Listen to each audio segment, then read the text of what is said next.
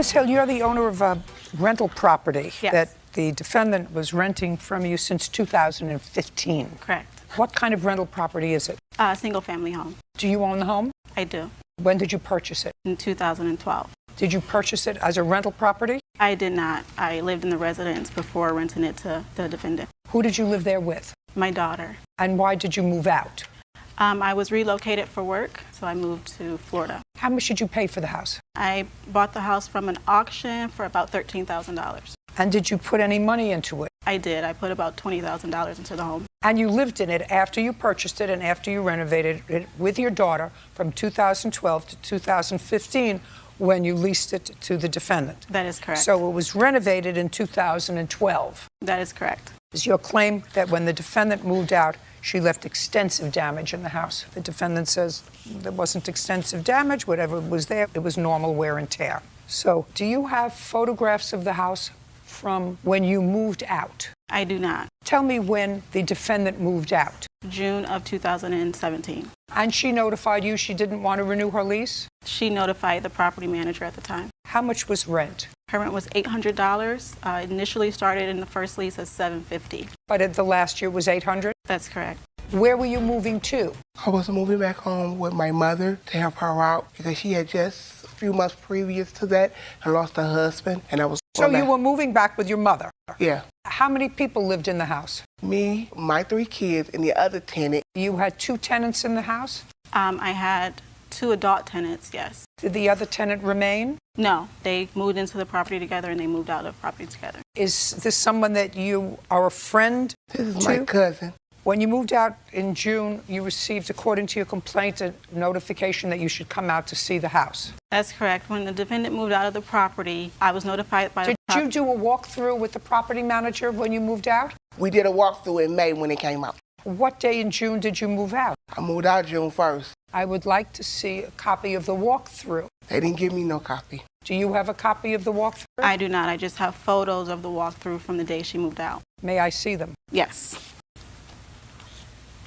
Who's writing on the walls? My 8-year-old daughter. Well, that's ridiculous. Yes, it is. Who told her that that was an appropriate thing to do, to write on somebody else's walls? Each time she done it, she was put on punishment for it. This isn't a one-shot deal of her writing on the walls. She wrote on the walls often, at different times. Mm-hmm. Well, who was supervising her? Who was supervising her? That's She my might be question. You have the answer. She might have been upstairs after she left the bathroom or whatever. Just show this to the defendant, please, and tell me who did that to the blinds. Okay, these blinds, I see the pictures, and Who did that to the blinds? my same 8-year-old. Who did this to the walls? Holes in the walls. By me living there, I will take responsibility for the holes in the wall. Same person I just showed you about the other 2 is the same one who was doing all the damage. What happened to the kitchen cabinets? Okay, where you see the paint coming off at, it was painted gray, and by me cleaning the cabinets with bleach, the bleach, what they did was damage the cabinet, and the paint started coming off, and that's why the cabinets was like that. You have communication from the property manager? Yes. I'd like to see it. That was the afternoon of the walkthrough where Could you please show this to the defendant? he and the contractor took photos and also gave me the estimate amount of damages. That's not true with that picture. Is she living with you now? Mm-hmm. It's here. How does she and her children treat your property? They treated all right. Well, who taught her to treat other people's property like this? Nobody. Did you have the place fixed? I have. Do you have the receipts for me? I do. Would you like the receipts or would you like I have a breakdown of everything? Well, I would like the actual receipts. Okay. Did you re-rent the property or are you selling it? The property has not been rented again because of the pest. So when she left the property, she left it infested with bed bugs, roaches, and mice. So on the initial visit to Ohio to take care of the property and restore it, we were not able to do any of the work on that initial visit because when we walked through, we had 5 contractors with us and at least a dozen mice scurried across the floor. We also noticed that there was a roach infestation. We called out the exterminator and then he advised us that there was also a bed bug infestation. Charging for the plaintiff in the amount of $5,000. We're finished. Mr. Spack, you were hired by the defendant to do some renovation in her kitchen. Is that right? Yes, correct, Your Honor. Is that your profession? Yes. You're a general contractor? What do you do? I'm a general contractor, licensed, insured, bonded in the state of Washington, and I range from interior, exterior work, and some landscaping as well. Okay. Do you work for yourself? Correct. You have employees? Yes. How many? One. Is that a full-time employee or part-time? Correct. Full-time. When did you contract to work for Ms. Bookie? I believe it was April 12th. Do you have a written contract with her? Yes, I do. I'd like to take a look at it. So there is multiple contracts in here. There's one that I got original that was later revised due to requests from Miss Bookie. And then I have a final invoice after. Not a final invoice. I want to see a contract, not a final invoice. This isn't a contract, sir. Contract is signed by two people. Do you have a signed contract? No, I don't. I have her agreement on text message, and I have the text message right here. I'd like to take a look at it. I want to see the bid that you were talking about when you said, okay, give me a second. I need to look at the bid. And then you said, sounds good. Yes, What bid was that? that was the final contract. I'd like to see it. So now I'm going to read to you, sir, what this is. This is Lake Washington Services. That's you. Correct. This is what you sent her, not what you wrote in. This is a clean copy. Because what you're suing for is you're suing for work that you did. She told you she didn't want you to work at her place anymore, and it is your claim that you were practically finished with the job and that she didn't pay what she had promised to pay you, but gave you, you say, $300 in cash. Correct. It was actually $500 in cash. That you should have given him a check. Correct, Your Honor. Right. I learned my lesson. Did you install the kitchen ceiling drywall with a popcorn texture finish? That's No. either a yes or no. No. No. Did you install drywall on the short wall near the stove? Yes. Did you remove 2x6 boards and install drywall? No. Did you paint 2 coats of paint on the ceiling where the drywall is replaced? No. Did you install drywall over existing doggy door? Yes. So what you did was according to you, was $300 and $175, or $475 of this contract you did. That's not 90% of the job. You see, your complaint, sir, says that I only had 5 hours left remaining on the project. Well, the main things on this thing you didn't do. The installing the kitchen ceiling and drywall for $13.50 you didn't do. Remove the 2x6 boards and install drywall for $7.50 you didn't do. Paint 2 coats of paint on the ceiling when the drywall is you didn't do. That all sounds like more than 5 hours worth of work, sir. Do you Yeah. understand where I'm going? Yes. Now you did $475 worth of work. She says she paid you $500. You say she paid you $300. Let's cut it somewhere in the middle at $400. Because so far your complaint is inaccurate. Right? Can I please make a statement, Your Honor? You can make whatever statement you like, but in the complaint you said to me, what you swore to is you had just a few hours left to finish the job. Most of this job wasn't finished. There was some change orders, which I have on text message as well. The 2x6 boards did not need to get removed, so I docked some money off of that. Drywall was installed after. Erin Bookie, she removed the boards herself, so some money got deducted. And then the the drywall on the ceiling was fully installed, taped and mudded, and it needed texture, and the texture did not get done because I was fired Monday, the day before I was set to finish. So far they owe you $75, plus materials. Materials were $350. Let me take a look at the bills for materials. Do you have them with you? No, I don't. Why not? They're with my bookkeeper inside QuickBooks. Why didn't you bring them? It was agreed amount for material, so I didn't think it would be necessary. No, you have to show me what you actually paid for materials. That's why we're in court. So far she owes you $75. You were unhappy with the work? Correct, Your Honor. Got it. Judgment for the plaintiff in the amount of $75. We're done. Ms. Hill, you're the owner of a rental property Yes. that the defendant was renting from you since 2015. Correct. What kind of rental property is it? Single family home. Do you own the home? I do. When did you purchase it? In 2012. Did you purchase it as a rental property? I did not. I lived in the residence before renting it to the defendant. Who did you live there with? My daughter. And why did you move out? I was relocated for work, so I moved to Florida. How much did you pay for the house? I bought the house from an auction for about $13,000. And did you put any money into it? I did. I put about $20,000 into the home. And you lived in it after you purchased it and after you renovated it with your daughter from 2012 to 2015 when you leased it to the defendant. That is correct. So it was renovated in 2012. That is correct. Is your claim that when the defendant moved out, she left extensive damage in the house. The defendant says there wasn't extensive damage. Whatever was there, it was normal wear and tear. So, do you have photographs of the house from when you moved out? I do not. Tell me when the defendant moved out. June of 2017. And she notified you she didn't want to renew her lease? She notified the property manager at the time. How much was rent? Her rent was $800. Initially started in the first lease as $750. But at the last year it was $800? That's correct. Where were you moving to? I was moving back home with my mother to help her out because she had just a few months previous to that and lost her husband, and I was So going you back. were moving back with your mother? Yeah. How many people lived in the house? Me, my 3 kids, and the other tenant. You had 2 tenants in the house? I had 2 adult tenants, yes. Did the other tenant remain? No, they moved into the property together and they moved out of the property together. Is this someone that you are a friend This is to? my cousin. When you moved out in June, you received, according to your complaint, a notification that you should come out to see the house. That's correct. When the defendant moved out of the property, I was notified by the Did you do a walkthrough with the property manager when you moved out? We did a walkthrough in May when it came out. What day in June did you move out? I moved out June 1st. I would like to see a copy of the walkthrough. They didn't give me no copy. Do you have a copy of the walkthrough? I do not. I just have photos of the walkthrough from the day she moved out. May I see them? Yes. Who's writing on the walls? My 8-year-old daughter. Well, that's ridiculous. Yes, it is. Who told her that that was an appropriate thing to do, to write on somebody else's walls? Each time she done it, she was put on punishment for it. This isn't a one-shot deal of her writing on the walls. She wrote on the walls often, at different times. Mm-hmm. Well, who was supervising her?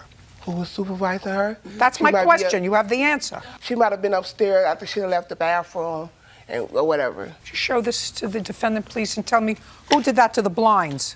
Okay, these blinds, I see the pictures, and Who did that to the blinds? my same 8-year-old. Who did this to the walls? Holes in the walls. By me living there, I will take responsibility for the holes in the wall. Same person I just showed you about the other 2 is the same one who was doing all the damage. What happened to the kitchen cabinets? Okay, where you see the paint coming off at, it was painted gray, and by me cleaning the cabinets with bleach, the bleach, what they did was damage the cabinet, and the paint started coming off, and that's why the cabinets was like that. You have communication from the property manager? Yes. I'd like to see it. That was the afternoon of the walkthrough where Could you please show this to the defendant? he and the contractor took photos and also gave me the estimate amount of damages. Is she living with you now? Yes, yeah. How does she and her children treat your property? They treated all right. Well, who taught her to treat other people's property like this? Nobody. Did you have the place fixed? I have. Do you have the receipts for me? I do. Would you like the receipts or would you like I have a breakdown of everything? Well, I would like the actual receipts. Did you re-rent the property or are you selling it? The property has not been rented again because of the pest. So when she left the property, she left it infested with bed bugs, roaches, and mice. So on the initial visit to Ohio to take care of the property and restore it, we were not able to do any of the work on that initial visit because when we walked through, we had 5 contractors with us and at least a dozen mice scurried across the floor. We also noticed that there was a roach infestation. We called out the exterminator and then he advised us that there was also a bed bug infestation. Judging for the plaintiff in the amount of $5,000. We're finished. Miss Crosby, how old are you? I'm 18. Mr. Stevens? 18. Who do you live with, Miss Crosby? I live with my best friend and her mother. And how old is your friend? She is 17. So you live with your 17-year-old friend. Is that you? No, I'm her mother. That would be a compliment. So you took Miss Crosby in with her baby, Yes, and you have a daughter who's 17. right. You and Mr. Stevens have a child together. How old is that child? He is 5 months. Do you work? No. Have you ever worked? Yes, I have. When? Around end of May, beginning of June. So maybe you worked 3 weeks. Yeah. Not talking about 3 weeks worth of work. I'm talking about, did you work in 2016? No. 17? Yes. Where did you work in 17? Burger King. When? End of April, beginning of May. So for a Sorry. couple of weeks in April and May. Yeah. Okay. So you don't work. Right. Who supports you? They do. The reason why I don't work now is because he has called CPS and the policeman on me so many times that I had to ask off. And finally they said, well, we're just going to take you off the schedule. And I have evidence, actually, of the CPS report. I know that he called CPS on you. Where were you living prior to moving with these people? I was living with him Where? in North Vernon. In a house, an Yeah, in apartment? a house. Whose house? His grandmother's. So the two of you and your baby lived with him and his grandmother. Right. Did you live with the grandmother while you were pregnant? For a short while. Did you move in with his grandmother when you were pregnant? Yes, for a short while. When did you move out? Move out or move in? I'm asking you a question. I'm trying to figure out your life. You had parents. Evidently, the parents aren't an option to live with. Right. For whatever reason. I don't have to get into that. But you got pregnant, and from getting pregnant, did you move in with Mr. Stevens' grandmother? No. Where did you go? I was living with my family up until Christmas. And what happened Christmas? I moved in with him because my dad no longer allowed me in his place. Okay, so Christmas time, your father said out. You moved in with Mr. Stevens, and when was the baby born? In February. Okay. This whole stupid scenario of 18, 17-year-olds having babies didn't work out. And you left Mr. Stevens' grandmother's house at some point and went for a couple of days, probably to stay with these people. Your last name is? Bassett. You went to stay with Miss Bassett. And then you came back. You were gone for a few days. How long? I was gone for a week. And you were taking the baby to the Bassetts with you. Right. I left with the baby, yeah. And then you came back. And what happened when you came back? I thought we could work out, but he decided to be controlling. Okay. And how long did you stay at that point? I stayed a few weeks. Until when? I don't know exactly the date. Month. Around the time I was working. In May? Yes. Well, that's a long time that you stayed there then, after you were at Miss Yeah. Bassett's and came back. So you stayed a long time. And what happened in May? You left. Yes. When you left, did you take the baby with you? Yes, I did. And you went back to Miss Bassett's house. And Mr. Stevens, you're 18. What do you do? I work at Martin Ray. It's a factory in North Vernon. How long have you worked there? I've only worked there a few months. I worked at Burger King from February of 2016 to March of 2017, sorry, Did you work full-time or part-time? full-time. When Miss Crosby was living in the house with you and your grandmother, was she working? No, she was not. Okay. This is what the case is about. You left, you want your baby's stuff. You took your stuff, but you want the crib, you want all the baby's items. He says the baby's items are staying here. And you have a complaint that he called CPS on you on, I don't know, 2 occasions or 3? 3. 3 occasions after you left the last time. Yeah. Okay, let's deal with the baby's items. Do you see the baby? No, I did not. Why not?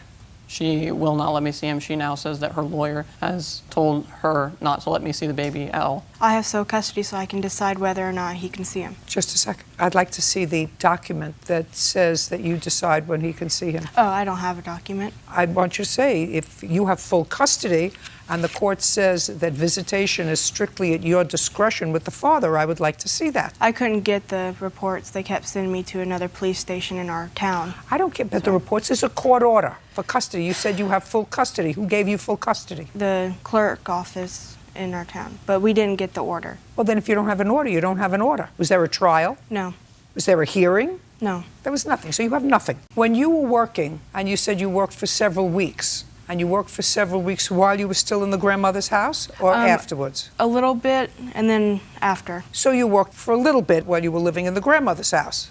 Yes, And when you were living in the grandmother's house and working, what hours were you working? I was working from 4 to 10, 4 to 12. Who was taking care of your son? He was. But while... Shut up! Okay.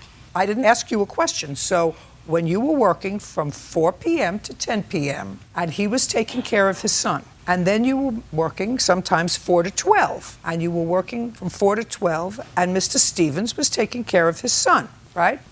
Why wouldn't he have the opportunity to see his son since May? He has seen him for weeks, a few times. It's just recently that I have cut it off. What do you mean he's seen him a couple of times? What does that mean? I would let him see him every Tuesday and every Friday From when to when and where? at 6 to 7 Where? at our city park. Are you still living with your grandmother? Yes, Your Honor. What's wrong with you? What's wrong is that he will cause trouble while we were visiting, and one time we actually had to have a police officer who was off duty, though, come up and try to settle Why things don't you just, you have a lawyer? Yes. How did you get the lawyer? through legal aid. Tell the lawyer that you want to set a fixed visitation schedule so that your son can visit with his father on a regular basis, because his father used to take care of him when you weren't there, and not at a park for an hour with you there, at a regular time. And as far as I'm concerned, I don't know if you have the time or the money. She has legal aid, so legal aid won't represent you, so therefore you have a problem. You understand that? but I assume you want to see him. Yes, I have hired a lawyer. Good. And I'm hoping that since you hire a lawyer, the lawyer will make arrangements for you to see your son on a regular basis. Hopefully, if you work during the week, on weekends and stuff, why wouldn't he have the need for the baby's furniture? Who bought the baby's furniture? I got it all from my baby showers. So it was gifts for the baby. Yes. It stays in his house. Baby gifts. Just because you're depriving him of seeing his child, a child that you let him watch when it was convenient for you, and now your lawyer says don't let you see him at all. I don't know what kind of brilliant lawyer that is. Doesn't mean he's going to give you all the furniture so he has nothing. Get a job and buy furniture. May I say something? You can say whatever you like. While I was living with him, he would come home from school. And I'm like, hey, can you take our son so I can take a shower and eat before I go to work? And he was like, no, because your shift isn't over. I need the extra half an hour to do whatever I want before I watch it. Well, let me explain something to you. That's what happens when two idiot morons who were 17 years old make a baby. Those are the kind of answers that people give each other when they're not old enough to give up their dolls, but they make a baby. Now you're in this pickle. You're 18 years old and you have the responsibility of having a child. Well, you'd better grow up very fast. Since he has a job, he will not provide for Oliver. I would ask for diapers. Even when he was seeing him, I would ask for diapers or wipes. Seeing him is not at your discretion. I think that if you were smart, Miss Bassett, who seems to have an interest in you, would say, why don't you go to a mediator and work something out so that he's working during the week and he should be paying a certain amount of support for his son, for you, and you have to get busy and find daycare and get a job and get a life. But in the meantime, he's working, you're not. And he should be supplying some support for his son. You would agree with that? Yes, sure. Could I also And at the same time, he should be seeing him regularly, because the nonsense that you give me is nonsense because you left him alone with the baby from 4 to 10 at night and 4 to midnight when you weren't home. So you weren't concerned that he wasn't taking care of him. Because if you were concerned that he wasn't taking care of him, you wouldn't have left him home. Can I say something? I allowed him to watch Oliver while I worked when I was living with them from 4 to 10 twice before. The second time, he withheld him from me for 2 days. Would not let me see him, touch him, or anything. I had to go to the police 4 times. Just a second. So what you're saying is the last time that you let him watch him, he wouldn't return him. Yes. Well, let me ask you this question. And you thought that that was very wrong, right? Yes. Because you're the baby's mother, right? Yes. You're no more of a parent than he is. When you left his grandmother's house, the place where the baby was born, you didn't leave the baby there. You took the baby with you, right? Yes. What gives you the right to do that? What gives you, it's what I'm trying to get to you. What gives you the right more than the father to have the physical custody of that child? And if you think it's just because you're the mother, that's not the law. The law is if it doesn't work out and you have a child, what you're supposed to do is sit down like almost grown-ups and say, listen, this isn't working out and I'm going to live at the Bassett's. Baby's name is? Oliver. I'm going to take Oliver with me Monday through Friday because you're working. I'll bring Oliver to you, or you can come get Oliver Friday night and keep Oliver until Sunday so that you can see him regularly. But this isn't working out between us. Before, when I was letting him watch him, I actually was breastfeeding him a little bit. Listen to me. Breastfeeding a little bit means what? Meaning, Breastfeeding a little I did matrimonial work and I understand this. This is something that maybe you discussed with your lawyer, right? Also. yeah. Of course. You have to understand, this was my business for years. When you were breastfeeding Oliver and going to work, how were you doing it? I would feed him at night to help him sleep. And during the day, who gave him a bottle? I did. When I was... And she did. And you bought formula, right? Yes. That's what comes under the terms nonsense.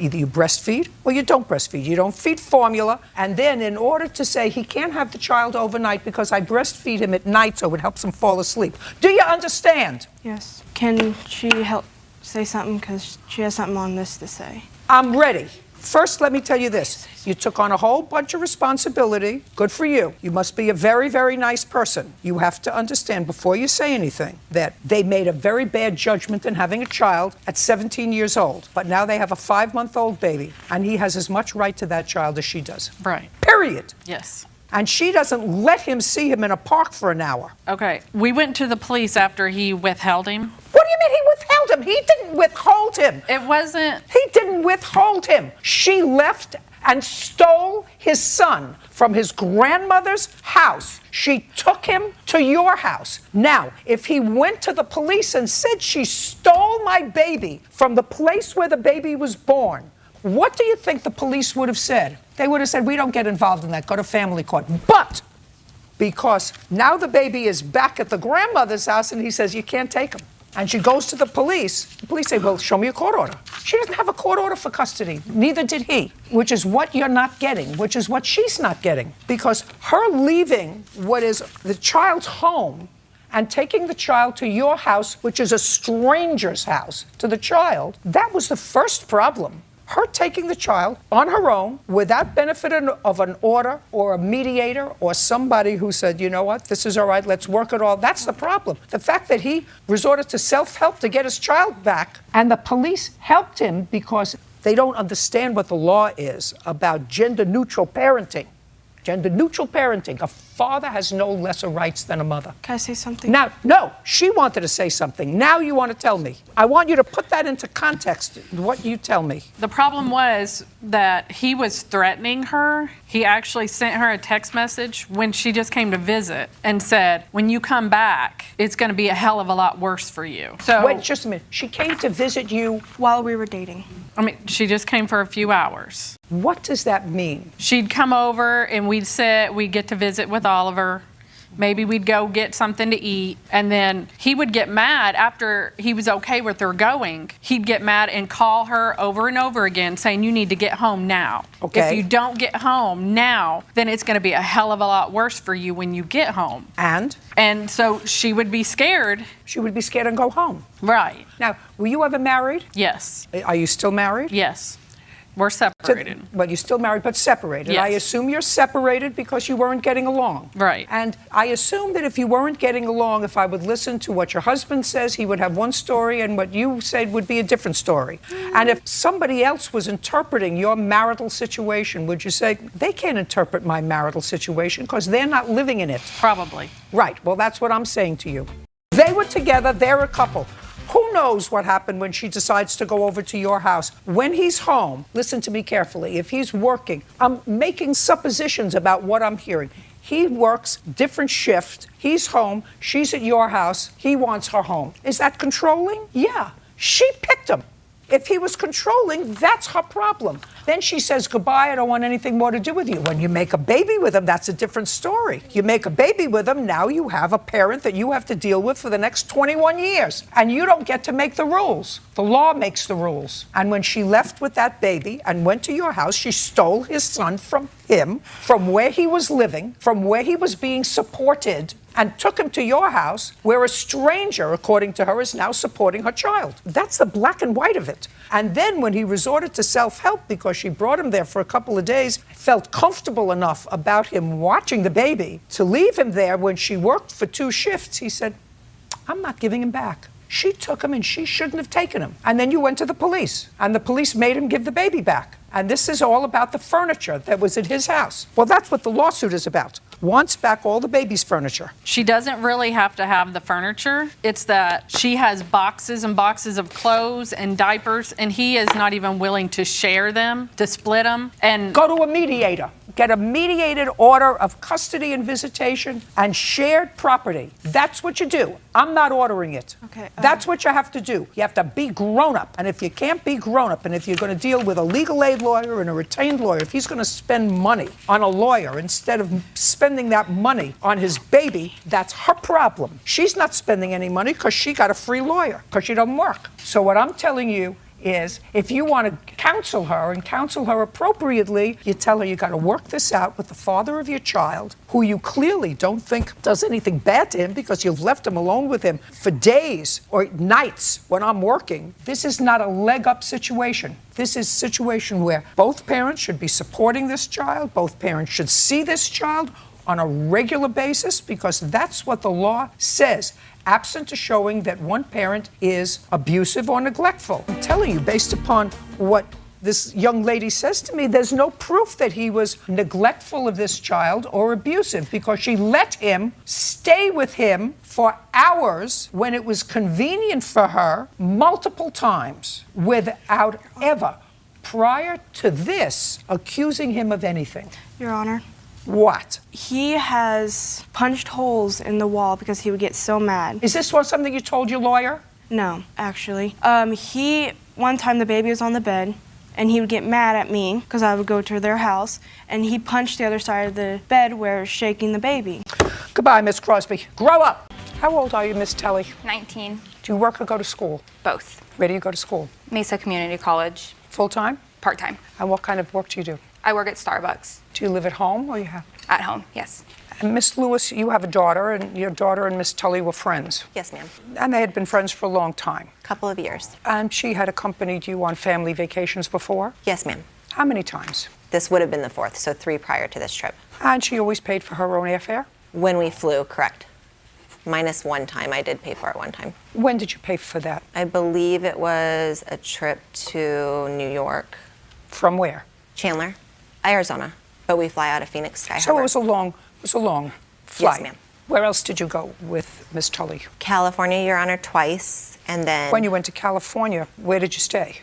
Huntington Beach at a condo that I rented. She paid her own airfare? There was no airfare, we drove, and I did pay for the gas. Yes, you have other children other than this daughter? I do. I have a son. And did he accompany you on the trip? He did. Ever have any difficulty with her before, with expense money, anything else that would have given you cause to pause about inviting No. her again?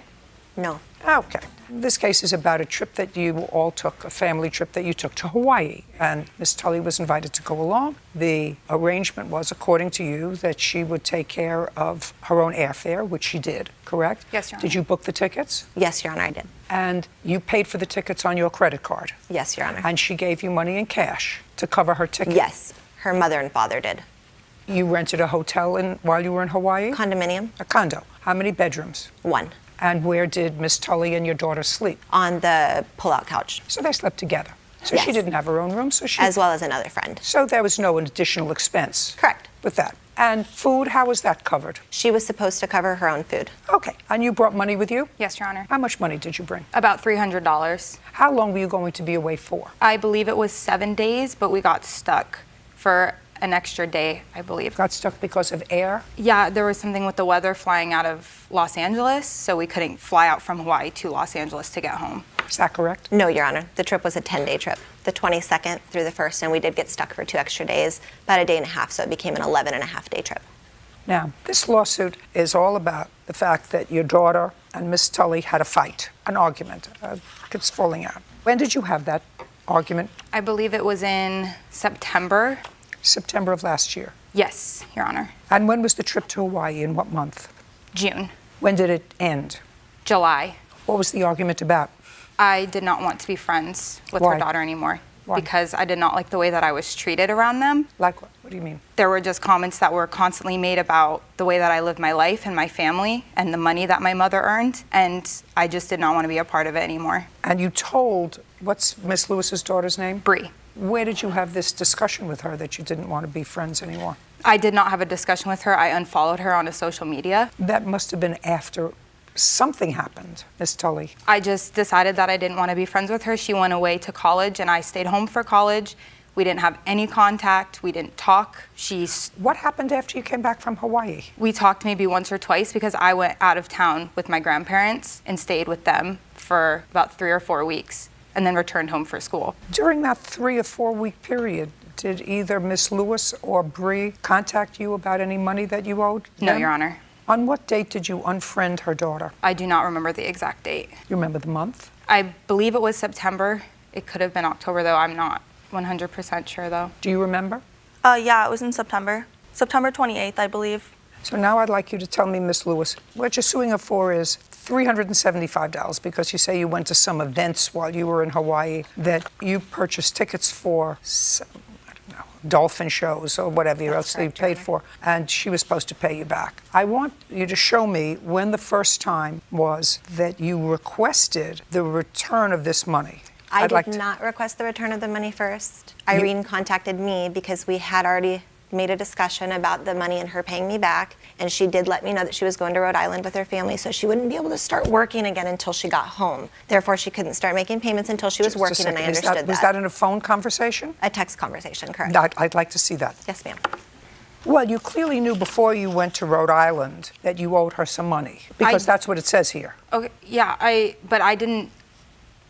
Okay, so we were supposed to go to Hawaii, and I Now, was listen told. to me. Listen to me. Okay. You clearly knew based on this text, hey, I'm heading home from Rhode Island today, so can you send me what I owe you from Hawaii? That's what you wrote to her on Sunday, July 31st. Okay. So you clearly knew that you owed her some money. And at some point, she responds on August 10th, I added it together and it was $375. And then you ask her for a breakdown. She gave you a breakdown. And some of it looks legitimate, and some of it I can see why you might question. Okay. Did you go to a snorkel trip in a luau? Yes, Your Okay, Honor. so that's $125. You don't dispute that. She paid for it, correct? Yes, Your Honor. Okay. And you did go to see the sea lions? Yes, Your Honor. And she paid for that? Yes, Your Honor. Okay. I'm taking off $20 for food because that's ridiculous. What's a $25 baggage fee? I'm not sure, Your Honor. I paid for my baggage. Okay. What's the $25 baggage fee? Ma'am, she paid for her baggage one way, not the other way. She couldn't afford it, so she asked me if I'd add it to her total, and I agreed to. Do you recall that? I do not, Your Honor. Well, she does. Okay. And what is $25 Yard House? What is that? She was supposed to pay for her own food at Meals Out. I did try to make it easier on her because she was the only one that was struggling financially, so I went ahead and bought a lot of groceries at the grocery store and cooked many meals in the condo to save So money. what is Yard House? It's a restaurant. Do you remember the Yard House? Yes, Your Honor. I remember going to dinner there. Okay. And did the plaintiff pay for that dinner? Yes, Your Honor, but my meal was not $25. I don't know what it was. $250. Okay, so you acknowledge that there were certain expenses that you had, and I've taken some off Yes, Your that I actually can't justify. But that's still $250. Yes, Your Honor. Okay? Okay. Judgment for the plaintiff. We're done. Mr. Ramirez, how old are you, sir? I'm 22. What do you do for a living? I work at a restaurant. I'm a server. In what restaurant? Ramen by York And where is it located? in Highland Park. What are your hours of employment, sir? I'm part-time right now, What are your hours of employment? from 6 to 11. 6 p.m. Yes, to 11 to p.m. 11 p.m. And what do you do all day? Well, I'm starting school again. I just started school. I don't care what you are doing soon. What do you do now during to the day? Which school do you attend now? I do an online schooling. So you don't go to school, you do online, which means you work out of your house? Yes, And who do you live with? my parents. And what do they do? Construction. They both work? Yes. Are they working today? No. Where are they today? They have regular regular activities that they do throughout the day. I have a little sister, so they take care of my sister. What are they doing today? I have no idea. They're out doing their own thing. But they're not working today. No, I don't think so. And where is your little sister? With them? Well, you don't think so. Does that mean that you were home today doing your online school? No. What were you doing today? I had a family emergency today. I want to hear what the emergency was. I had a family emergency. I had a family emergency with my brother. He has liver cirrhosis of the liver. So it was out of nowhere, and we all went to the hospital. And I just got home. Just a second. What hospital is he in? You just told. Listen to me very carefully, Mr. Ramirez. You just told me a moment ago that your parents were out doing you don't know what today. They were out doing things. Regular things because they weren't working. That's what you told me 2 minutes ago. You told my staff in the back that you had a family emergency, but just a moment ago you said your parents were out doing their own thing. Now all of a sudden you have a family emergency and everybody was in the hospital. Listen to me very carefully, Mr. Ramirez. I'm going to explain something to you about time and other people's time. You purchased a car from Miss Rodriguez. You didn't know her before you purchased the car from her, is that correct? Yes. You purchased the car from her because you saw the ad online. Yes. Correct? And you bought the car and you had an agreed upon price. Yes. I'm going to get to the rest of the facts of the case because you didn't finish paying for the car. Absolutely. I'm going to get to the facts of the case in a minute. I'm not finished with you about other people's time. I spent a lot of time in school preparing for what I do. All these people work. Do you know what I mean? Work. Full time. They work. They get up in the morning and they don't go to school online. If they went to school, they actually got out, put their behind in a car, drove to school, or went to school. Do you understand? I'm here waiting for you because you couldn't get here on time.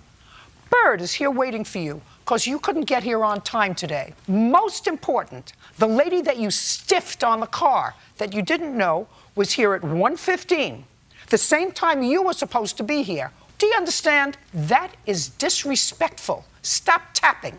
That's disrespectful. It's disrespectful of other people's time when you're late. You see all these people sitting in the gallery? They could have been home 40 minutes ago if it wasn't for you. I could have been home 40 minutes ago and been on the treadmill if it wasn't for you. She could have been on her way home if it wasn't for you. Do you understand? That's respect for other people's time. And if you're 22 years old and you don't understand that yet, I'm prepared to give you a dress down. Now we understand each other? Okay, but I had a family emergency. Listen to me. Listen to me. Mr. Ramirez, I understand your words, family emergency. You told me 5 minutes ago you didn't know where your parents were. They were out doing chores because they weren't working today. And then when you realized where I was going, you went back to your original wrote, I had a family emergency. Now, all of a sudden your parents who were out doing chores were at a hospital with your brother who has cirrhosis of the liver? Is that what you're telling me? You forgot about that when I asked you first where your parents were? If I asked you, Mr. Ramirez, where are your parents today? And you said, we were at the hospital with my brother. That I could understand. But when I asked you where they were, uncross your hands. You said to me they were out doing their things because they're not working today. Do you understand? Yeah. Perfect.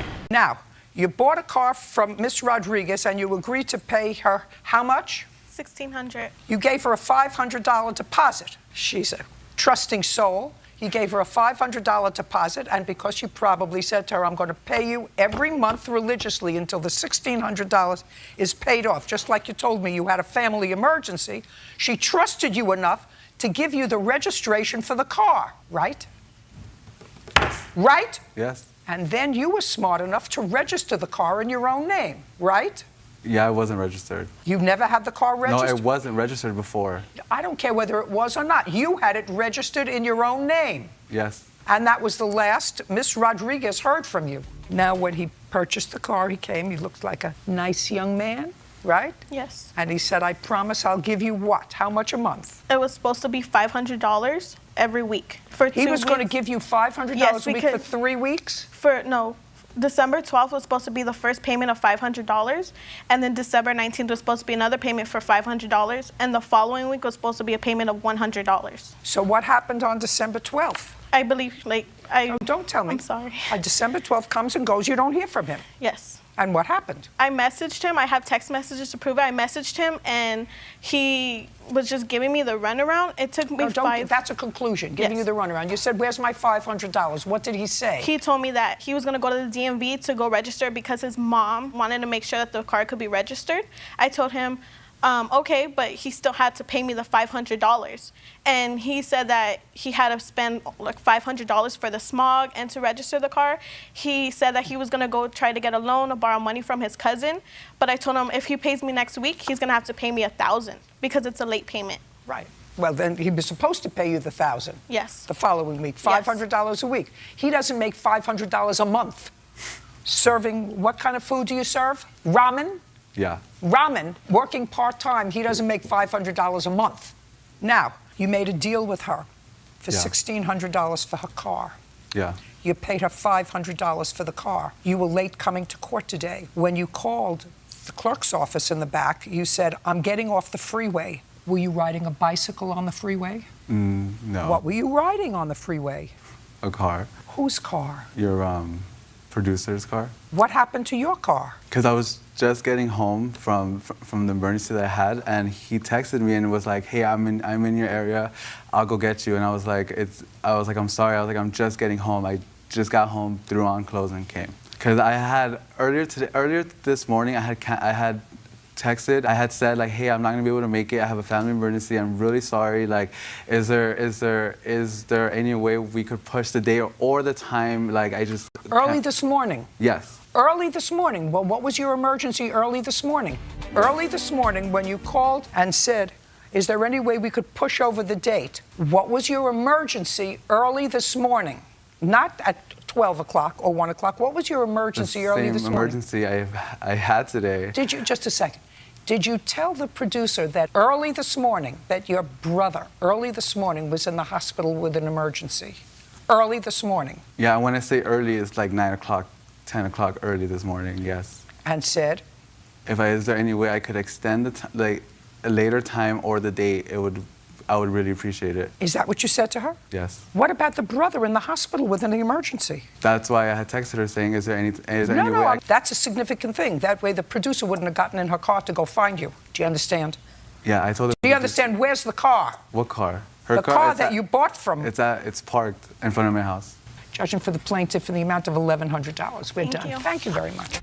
Ms. Sharp, it is your claim that Ms. Lopez actually scammed you out of money. She claimed to be an attorney. You turned over a trust to her that you wanted redone. You found out she was not an attorney, and you want your money back. In addition, she has papers that you claim belong to you, and those papers are the previous trust that you had that you wanted her to modify. First, do you have those papers? No, ma'am. Where are they? They are in her possession. She refused to sign a certified letter. And I have a certified letter stating Well, if she didn't sign for it, then they wouldn't have given it to her. If she refused to sign it, then you have to find out where they are. I did contact the mail carrier, and they said that she kept possession of the letter, and it was a binder, and she just refused to sign the document. The document.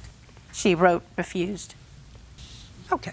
How did you find her? Yes, I met Ms. Lopez through a closed Facebook group that is set up for residents of Chino and Chino Hills. You met her online. On Okay, I met her online on Facebook. in a Facebook group. But you met her online on Facebook. But anyway, did she tell you what she did for a living? I asked her what she did. She told me she did labor and HR matters, and then she also said, "Well, I also do wills and trusts." And you said? I said, "Oh, I'm actually looking to redo my living trust." And I asked her, was she an attorney or a paralegal?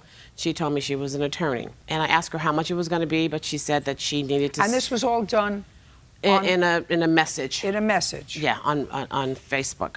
I'd like to see that. Yes. I specifically want to see the part where she says, I'm an attorney. Okay. Well, you clearly stated to her in this exchange that you were an attorney. You want to show me something that's different from this? Absolutely. I'd like to see it. Just show her this, please. Now, you clearly told her you were an attorney. This ad also says attorney at law, Lucy Lopez. That's you. It's the same person. Are you, in fact, a licensed attorney? I'm not a licensed attorney, and that email that I provided shows a thread that the founder of that Facebook group created, that advertising. I don't care. You were having a conversation with her as a prospective client. She asked you, are you an attorney or a paralegal? And your response to her was, I am an attorney. Ma'am, I also stated that Fred was the attorney, and I gave her the contact information right below. Oh, she said, I need a civil attorney. You told her you were an attorney. That is not true. I thought maybe you just made a mistake, but you're a hustler. I am not.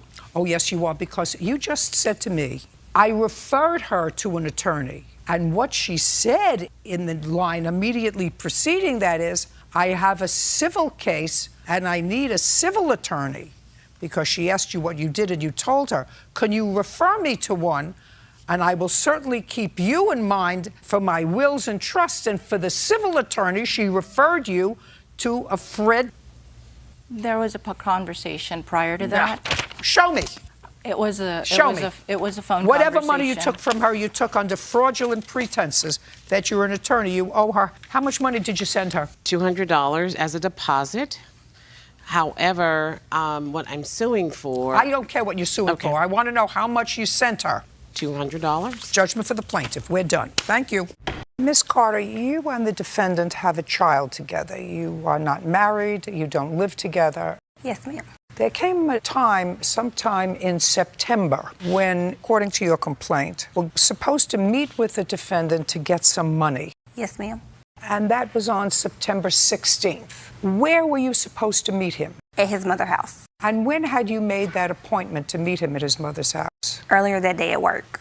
Tell me how that came around. We were supposed to be like exchanging for getting diapers, wipes, little necessities. Now, did that come around as a result of a phone call, a text message, an email?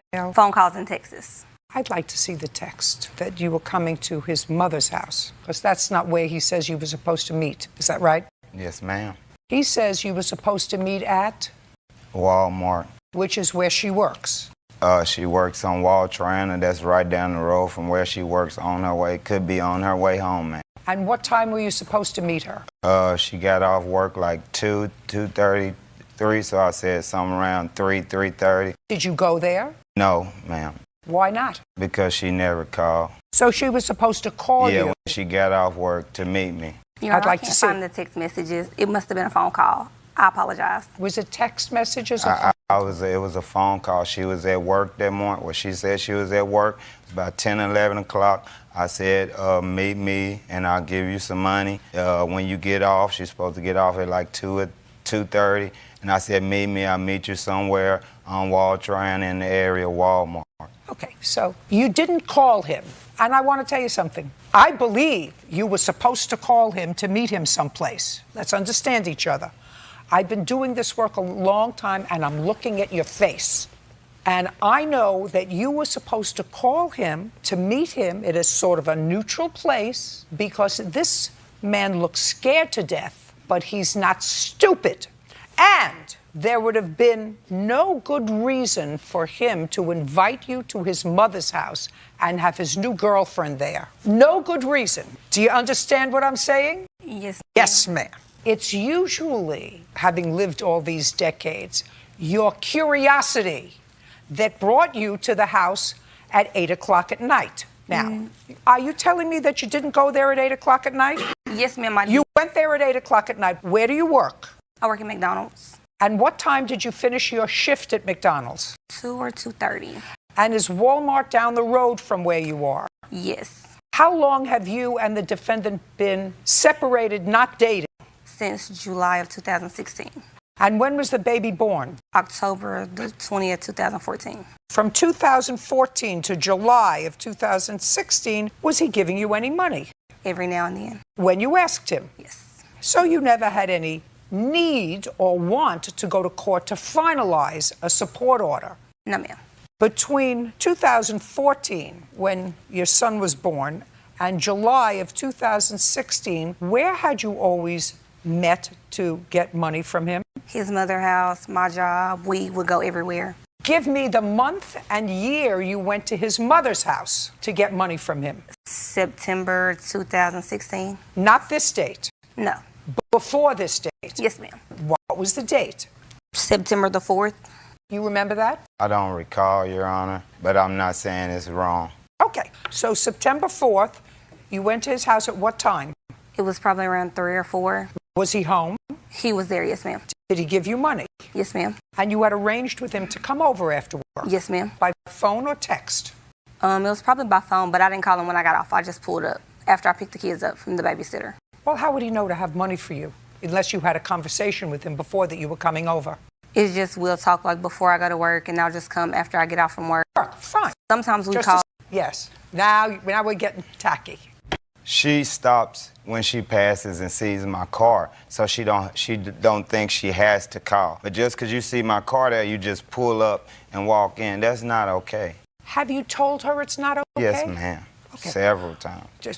How long have you and this young lady been dating? Almost a year now.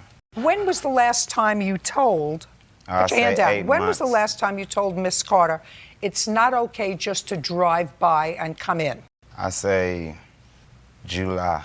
Have you told her that once or more than once? More than once. Did you tell her why? Because you never know what's going on. They might have somebody there. You never know what's going on to just pull up at someone else's house. It's not my house. Whose house is it? It's my mother's and stepfather's. No, ma'am. You don't live there. Where do you live? It's not too far, like 15 minutes away from me. But she passes your mother's house. Because she stays, her house is past. She had to pass my mother's house to get to her She has house. to pass. I got it. So she passes your mom's house in order to get to her house. Yes, ma'am. How far is your work in minutes from his mother's house?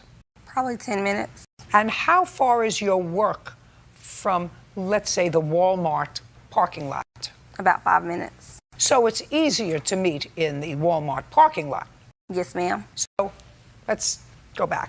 September 16th, 3 o'clock, you're finished with work, you go to bed, the babysitter, you pick up the children, and then where do you go? They actually go to daycare during the week, What? and they don't get out until 6. Both of them go to 2 different schools. What did you do from 3 to 6? From 3 to 6, I went grocery shopping. I took groceries home. We had a seafood boil at my friend's house. Yeah, just a second. You're talking very fast. I asked you, what did you do from 3 to 6? I went to Walmart and went grocery shopping.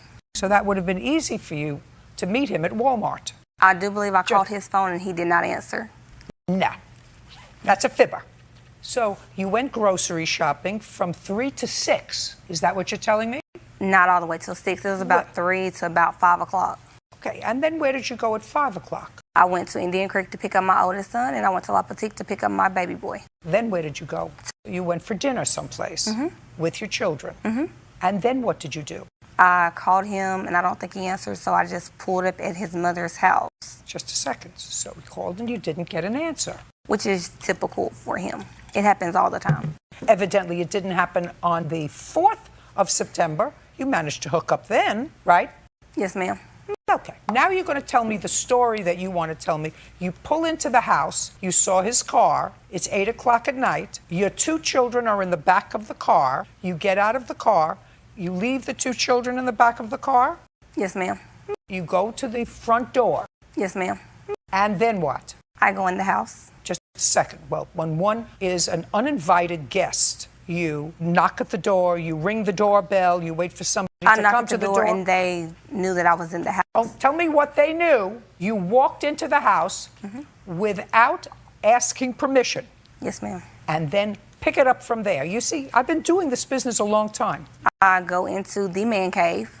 What's the man cave? It's on the other side of the house where they take part in adult activities. Okay, and? We were talking, like, are you going to give me the money? Oh, I spent the money on XYZ. Hold on a second. Now, what's the first thing he said to you when he saw you? What are you doing? I was like, I came to get the money. What money? The money to get the diapers and wipes. How much money? I think he said he was going to give me 50. Now, he had just given you money on September 4th. How much did he give you on September 4th? Probably 50.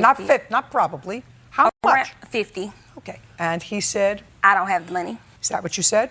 I was like, what you doing here? Because soon as I walk in, Destiny sits down. I ain't even had a chance to say hey to no one else. By the time I feel someone behind me, when I turn around, it's her. I say, what are you doing? What's going on? I came to get the money. Okay, why did you just pull up? You could have called me or anything. I give her money. I don't know if it was $40 to $50.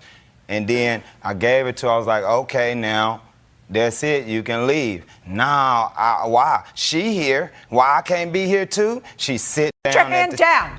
Go ahead, sir. She sit down at the table. From then on, it was an argument for 10 to 15 minutes. I want you, since I'm not going to get the story here, yes, ma'am. I would like you to tell me what the argument was. She sat down at what table? At the table where everyone was playing cards there. How many people were there? Like 8. That's just in the man cave part. Was your girlfriend there? Yes, ma'am. What about your parents? Yes, ma'am. My mother was on the other side of the house. My stepdad was in there with us. Any brothers, sisters? My brother was there and my sister was there also. She started talking to my sister, Amanda.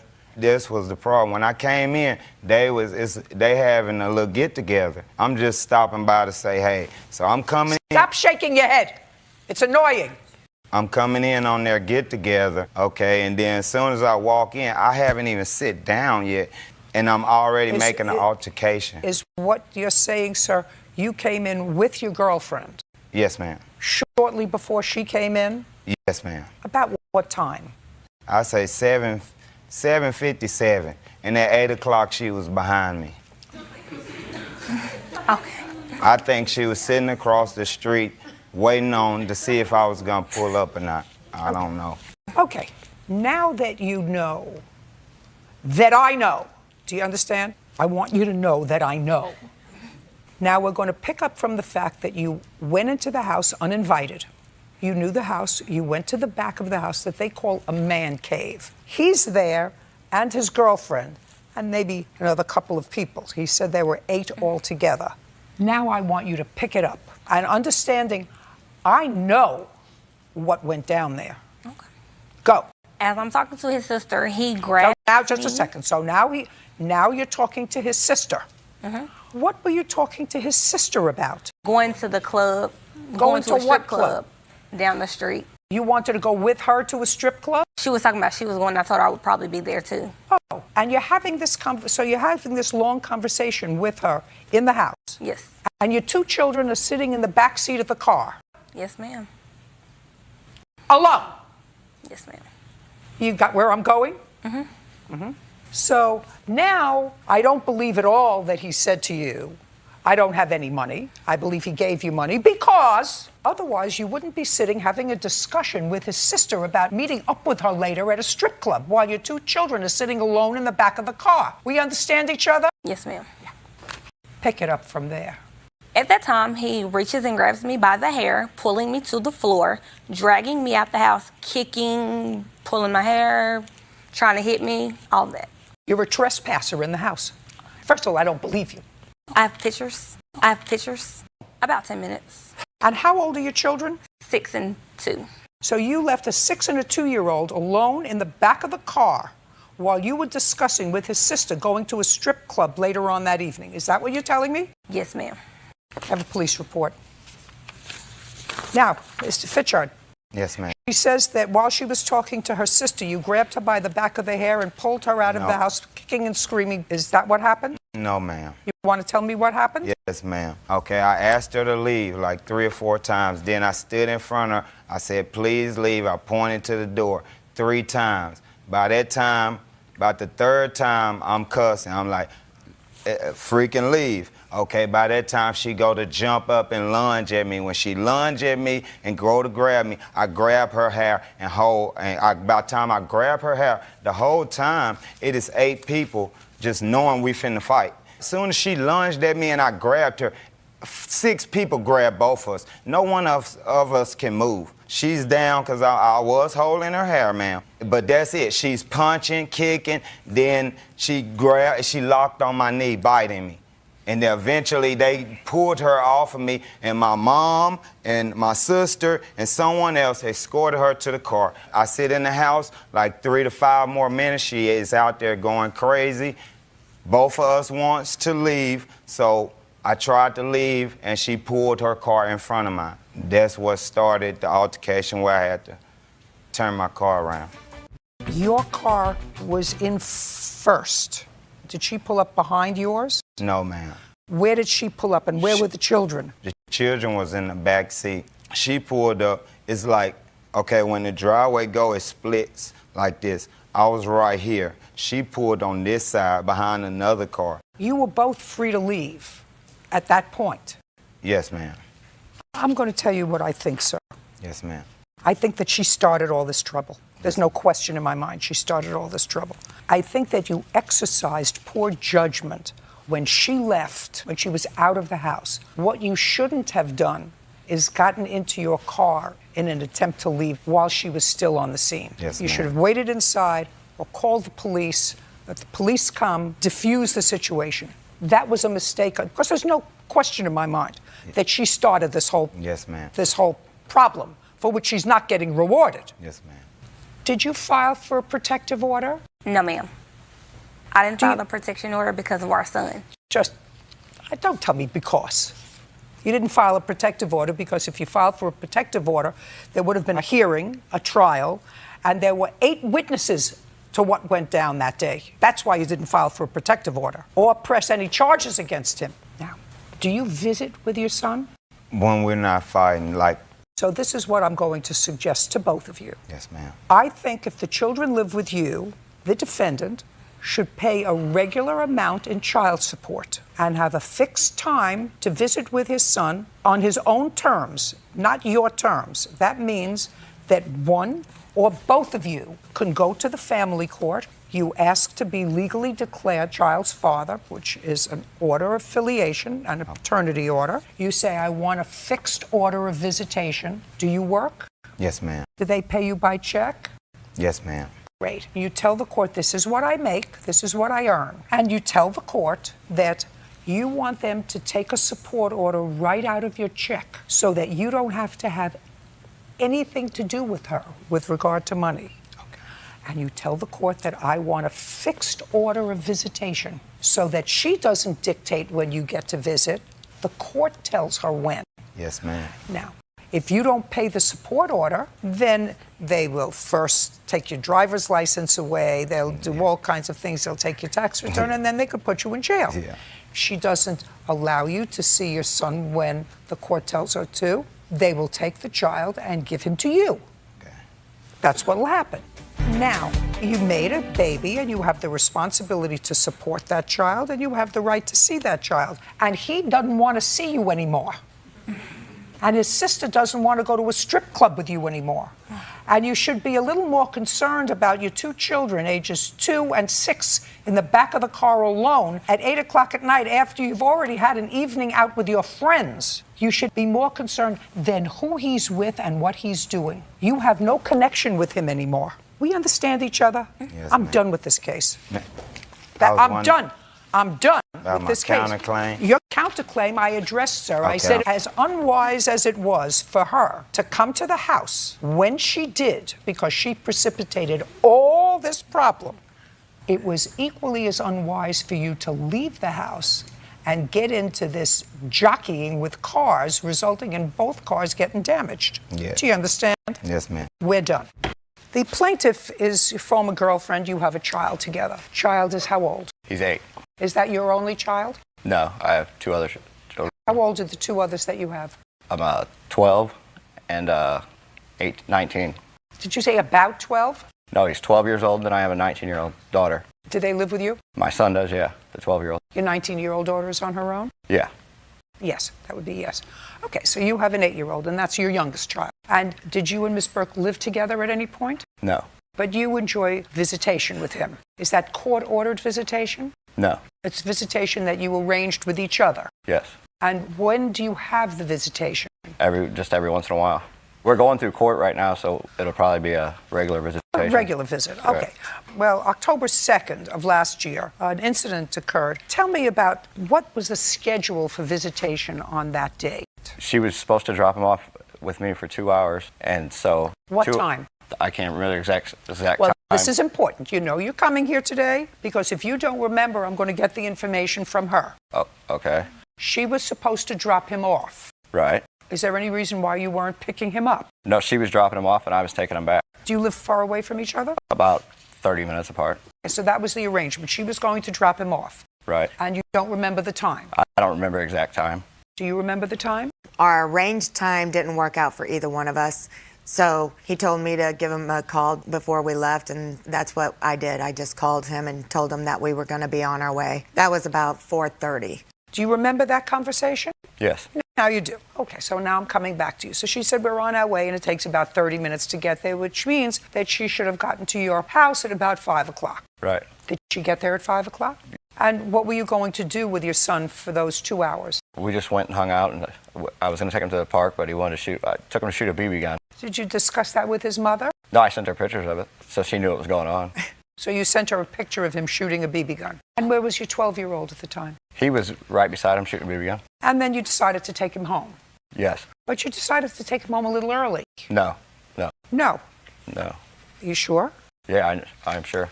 Well, you say in your answer, I know I got that from someplace, she said, when I arrived, she was upset that I dropped him off early. No. That's what you said in your she answer.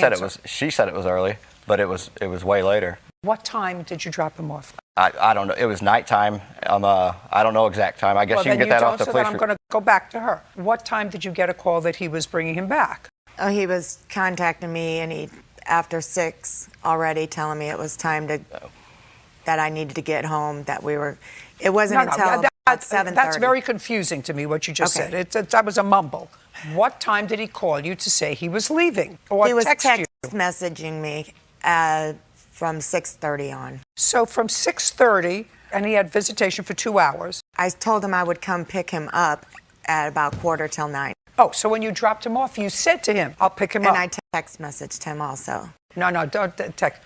What was your initial arrangement? You see, what he says is you dropped him off so that he could have visit, but you really wanted to drop him off so that you would have some free time. Yeah. To have a date or whatever, which, Mr. Kelsey, yes, is okay. Yeah, it's okay. Right? That's okay. Right. You're not together anymore. She can have a date, and you Right. can be a babysitter. Right. Right.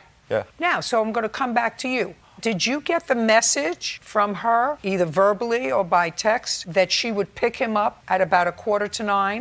Yeah. Yeah. Yes. But I already had my day planned, and I had things to do, and I was supposed No, to do just a something. second. What did you have to do? Well, the agreement. Not the agreement. What did you have to do? I was helping somebody move that night. That ain't a Who? good. Huh? Huh, is not an answer. I didn't- What was the name of the person that you were Oh, his going to name help was Bob. to move that Is night? that- Bob what? Bob what? Get on your phone and give me the number. Get on your Okay. phone and give me this Bob's number. Because I'm going to call Bob. And you know what I don't like? What's that? I don't like to get up from this bench and go back to the phone. If Bob isn't going to tell me, I don't know what he's talking about moving. I haven't moved. You want me to call him, you're saying? Okay. No, I'm going to call him. You Look can at call me, him. Mr. Kelsey. And it was Mr. Bob. Look at me. Yes. Say, I'm sorry, that was the wrong night. I wasn't helping anybody move. I'm sorry that was the Say wrong. to me, I'm sorry, that was the wrong night. I wasn't helping anybody move. Why am I saying that?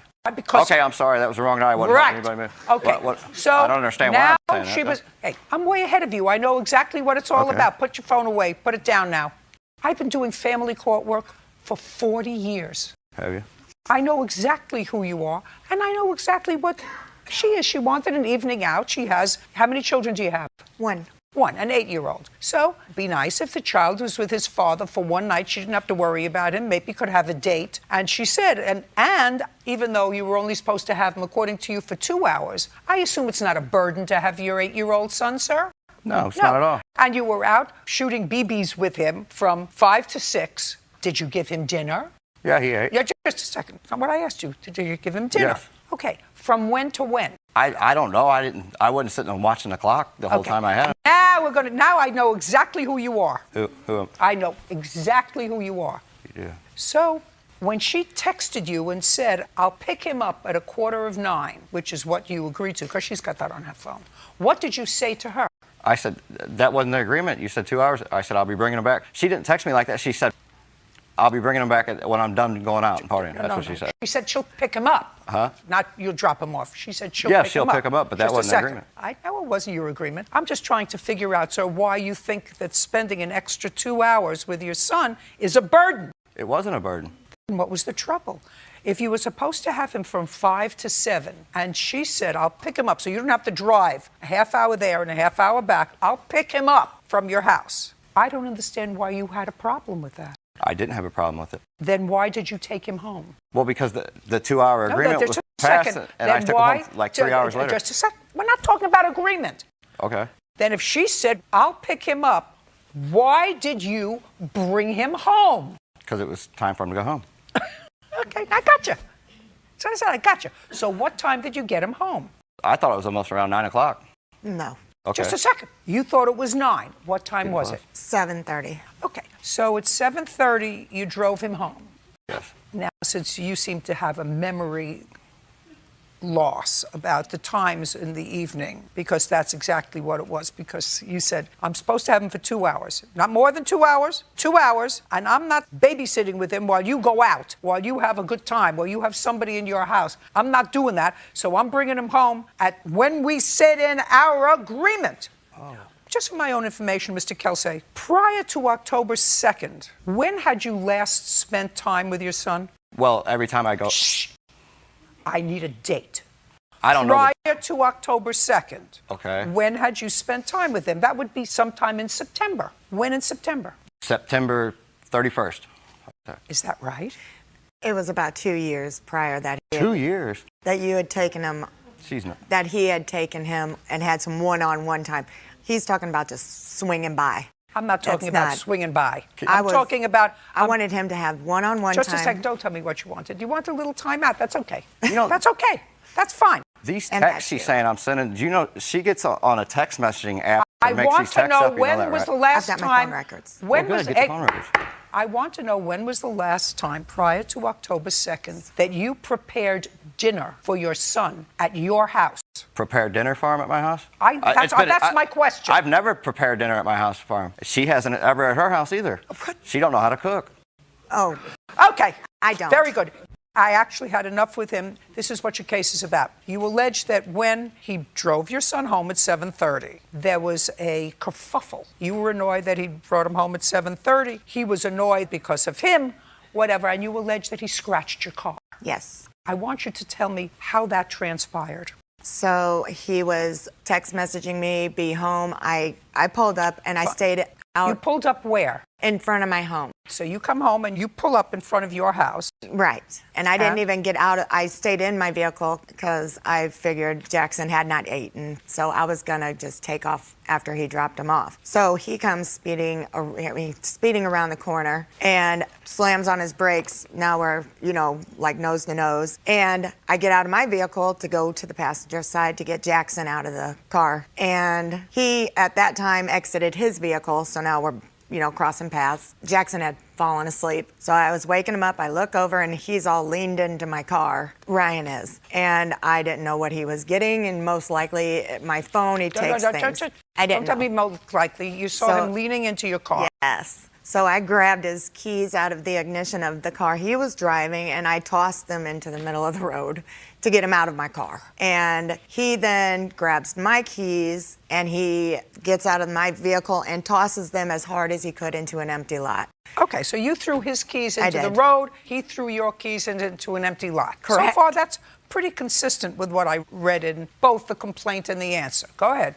So I tell my son, baby, he's awake now, baby, go sit up on the porch. I had to get my keys to get the house key.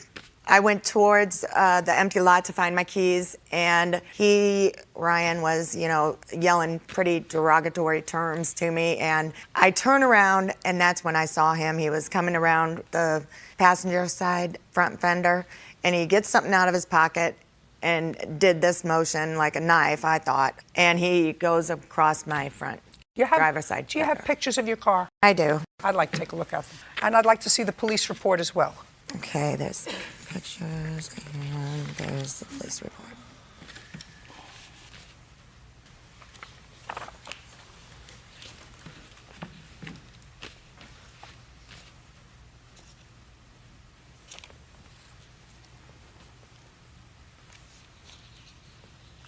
Did you ever file criminal charges? He asked if I wanted to press And you charges, said yes. and I said yes. And you said yes. Other than the contact that was made by the police on the 2nd, were you ever contacted by the police again? No. With regard to this? No, she dropped the charges the next day. No, I didn't. Show me. Did she drop the charges? Yeah. How would I have that? The police? Well, I never got a warrant. Then you don't know what happened. Well, a warrant never came out for me. That doesn't mean she dropped the charges, sir. Well, she told me the next day she dropped the charges. I didn't know. Oh, no. Yeah. You are such a liar. Then how come I never got charged for it? Because they may have had other things to do than get in between you two idiots who had a fight in front of your 8-year-old. Yeah. Right. Right. Exactly. You have to pay for the scratches on the car, you fool. Every time I go around her, there's a fight. Fool. Hey, would you like to see some of her text messages to me? No, I don't want to got see any text messages from her. Some I things think here you're a that'll big change your mind about her. I think you're a big baby. Judging for the I wish plaintiff I could for play the a amount couple of $549. We're done.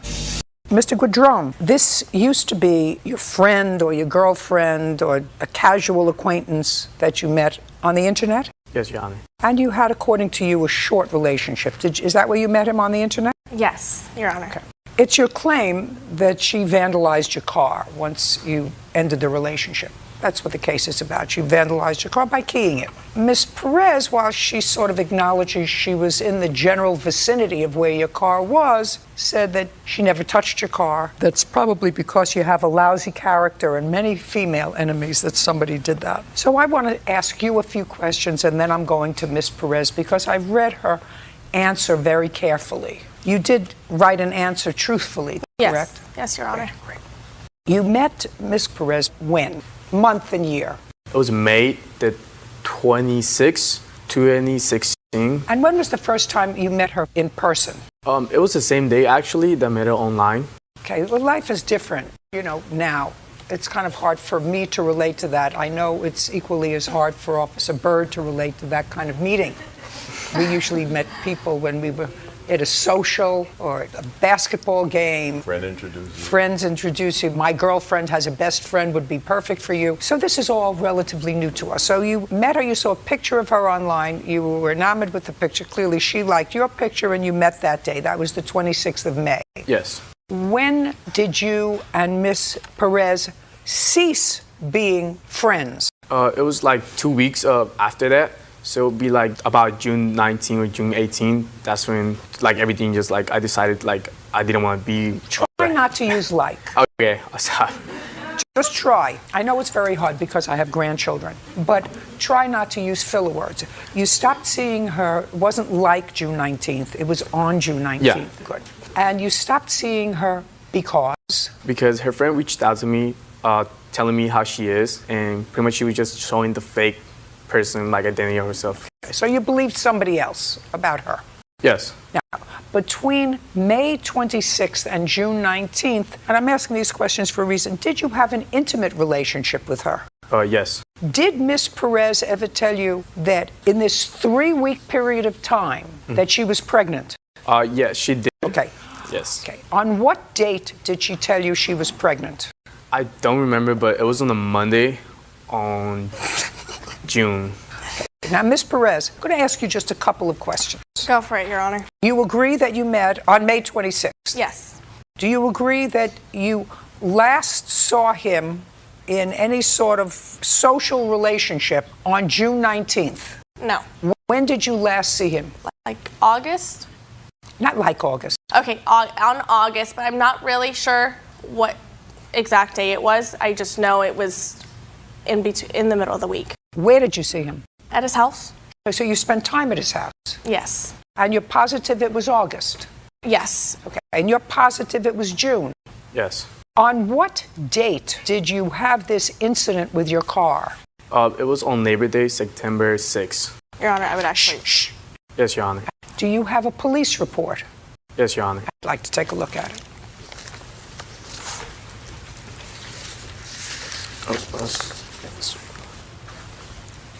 Both of them? Yeah, all three of them. This should be 3. Thank you.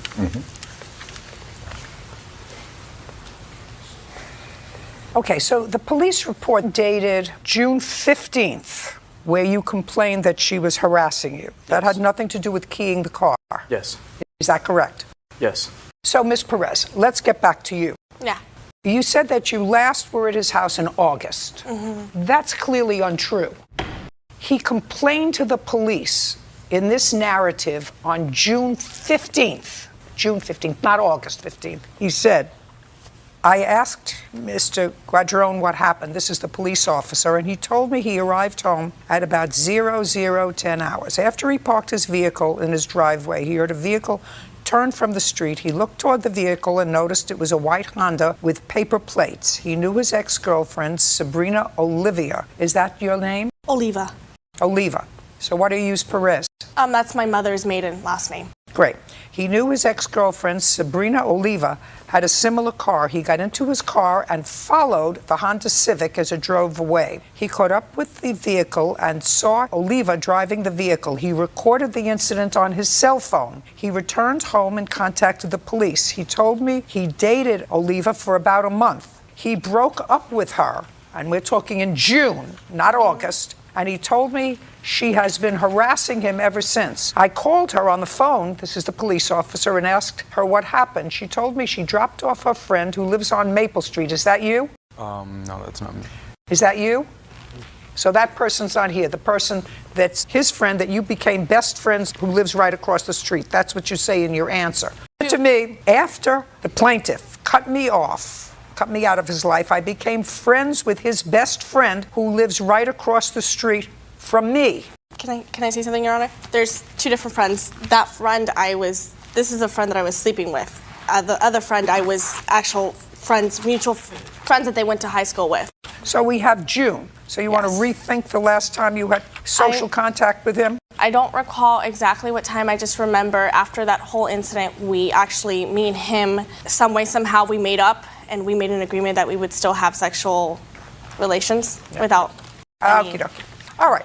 Now, and then he reported the vandalism on June 13th. He reported 4 tires were slashed. That was on June 13th. Where is the report of the keying of the car? The officer didn't write a report. It should be in the bag. Oh, the call. Yeah. The call. Yeah, he didn't report Got as a it. criminal. And this call came in on September 8th. Yes. Okay. Now I'm going to turn to you. Now I've got some idea of what's going on and who's a lunatic and who's not. So you want to tell me on the date of this incident, which was what date? September 6th. You were at a friend's house. Yes. And what's his friend's name? It's Isaiah's and Joel. You went to Isaiah's house. And at some point, Isaiah asked you to leave, according to you. Yes. And the reason he asked you to leave is because the plaintiff was coming to the party.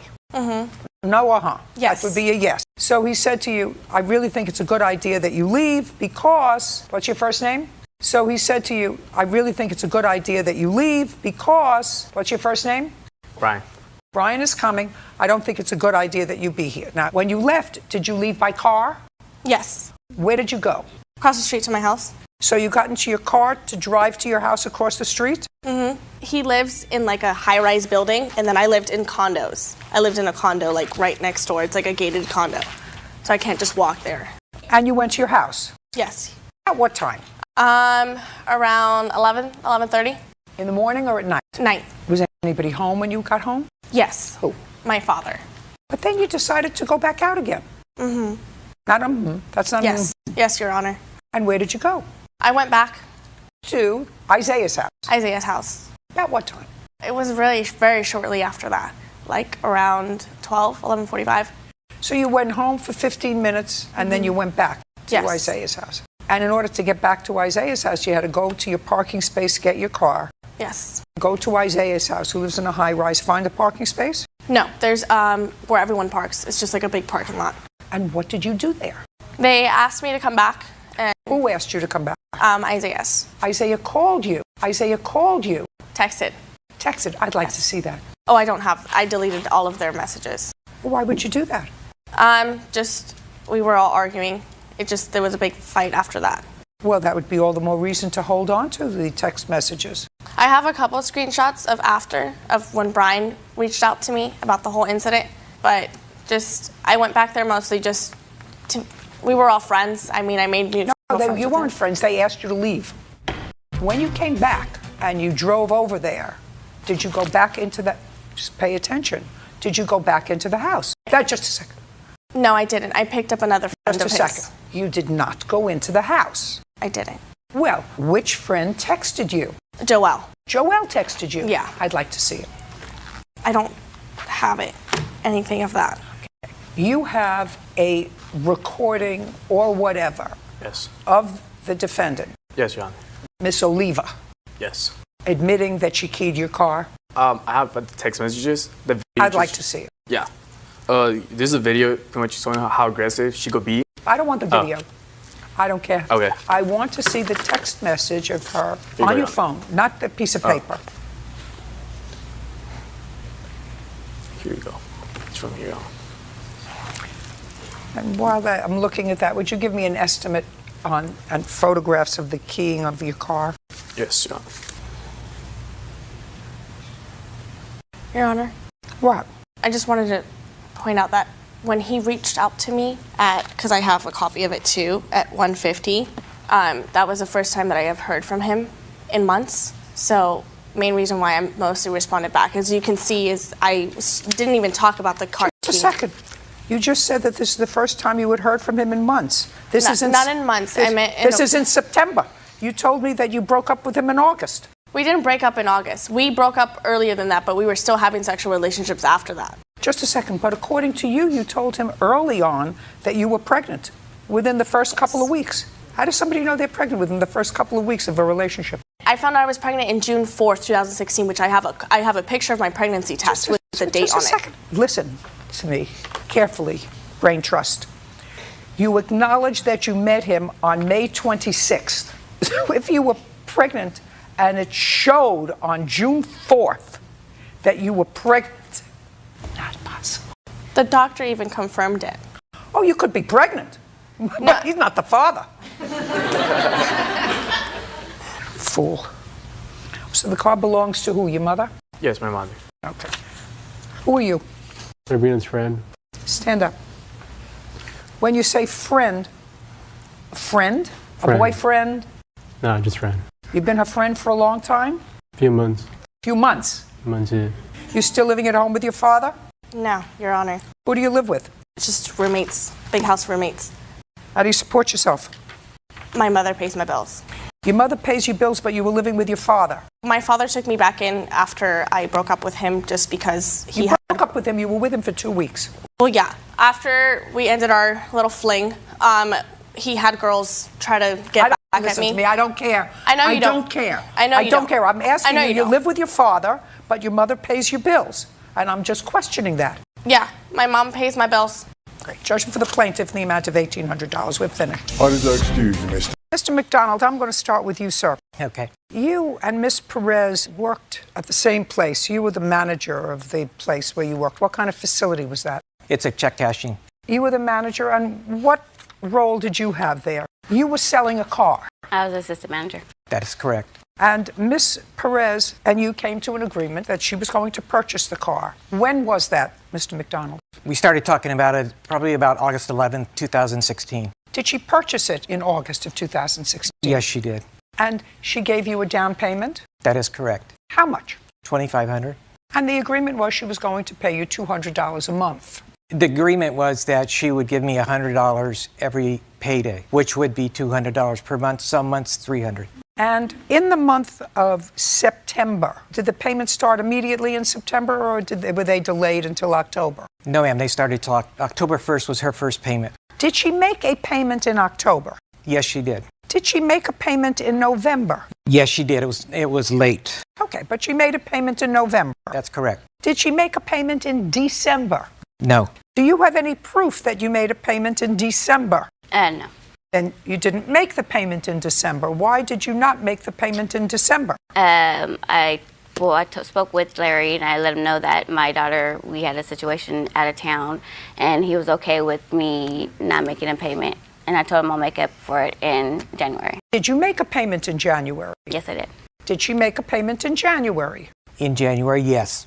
Okay, January what? January 19th. And how much did she give you in January? $200. Had she had a discussion with you in December about some emergency that she had? She had a discussion with me to tell me that she needed time off work to take her daughter back to see her aunt and that she would be back at a time, but did not. Did she tell you well, you must have asked her what about the car payment for December? Yes, and she said she was going to be making it. And she did not? No. In January, however, she made the payment on the 19th. That's correct. And on that same day, when she made the payment, you repossessed the car. Is that correct? That is correct. And you didn't tell her when she made the payment to you that you were repossessing the car because you knew, according to you, that she was going to be fired from her job the following week. Is that correct? That's what you say. That's correct, but the fact is that she only had made up to January 19th had made 2 payments, so she was 6 payments behind. No, Yes. sir. Yes, she Not was. according to you. No? I just asked you those questions, sir. I said, did she make a payment to you in October? Which You she said did, you were one paid. payment. You asked me if she made a payment, and I said yes, she made one. She made 1 payment in November. Of how much? $100 each, both times. So she made $200, and she was supposed to pay you how much? $400. $400 a month. So $200.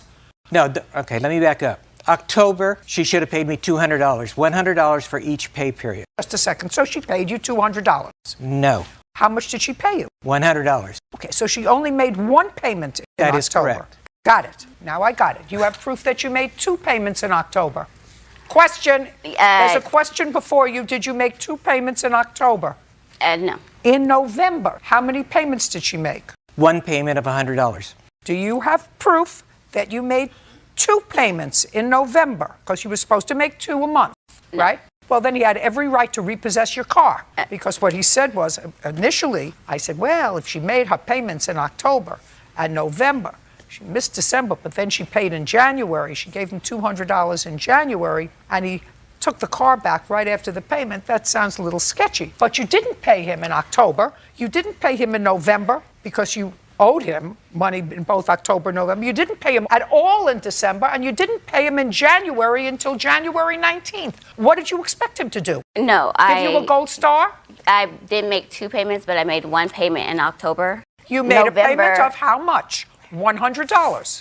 In October, no, 135 plus 115 because we went half on the thermostat that went out. So I made a payment. Listen to me. I don't care about the thermostat that went out. You were supposed to pay him $100 a pay period. Yes. How many payments did you make him? I made one payment of $250 in October. $250. Show me.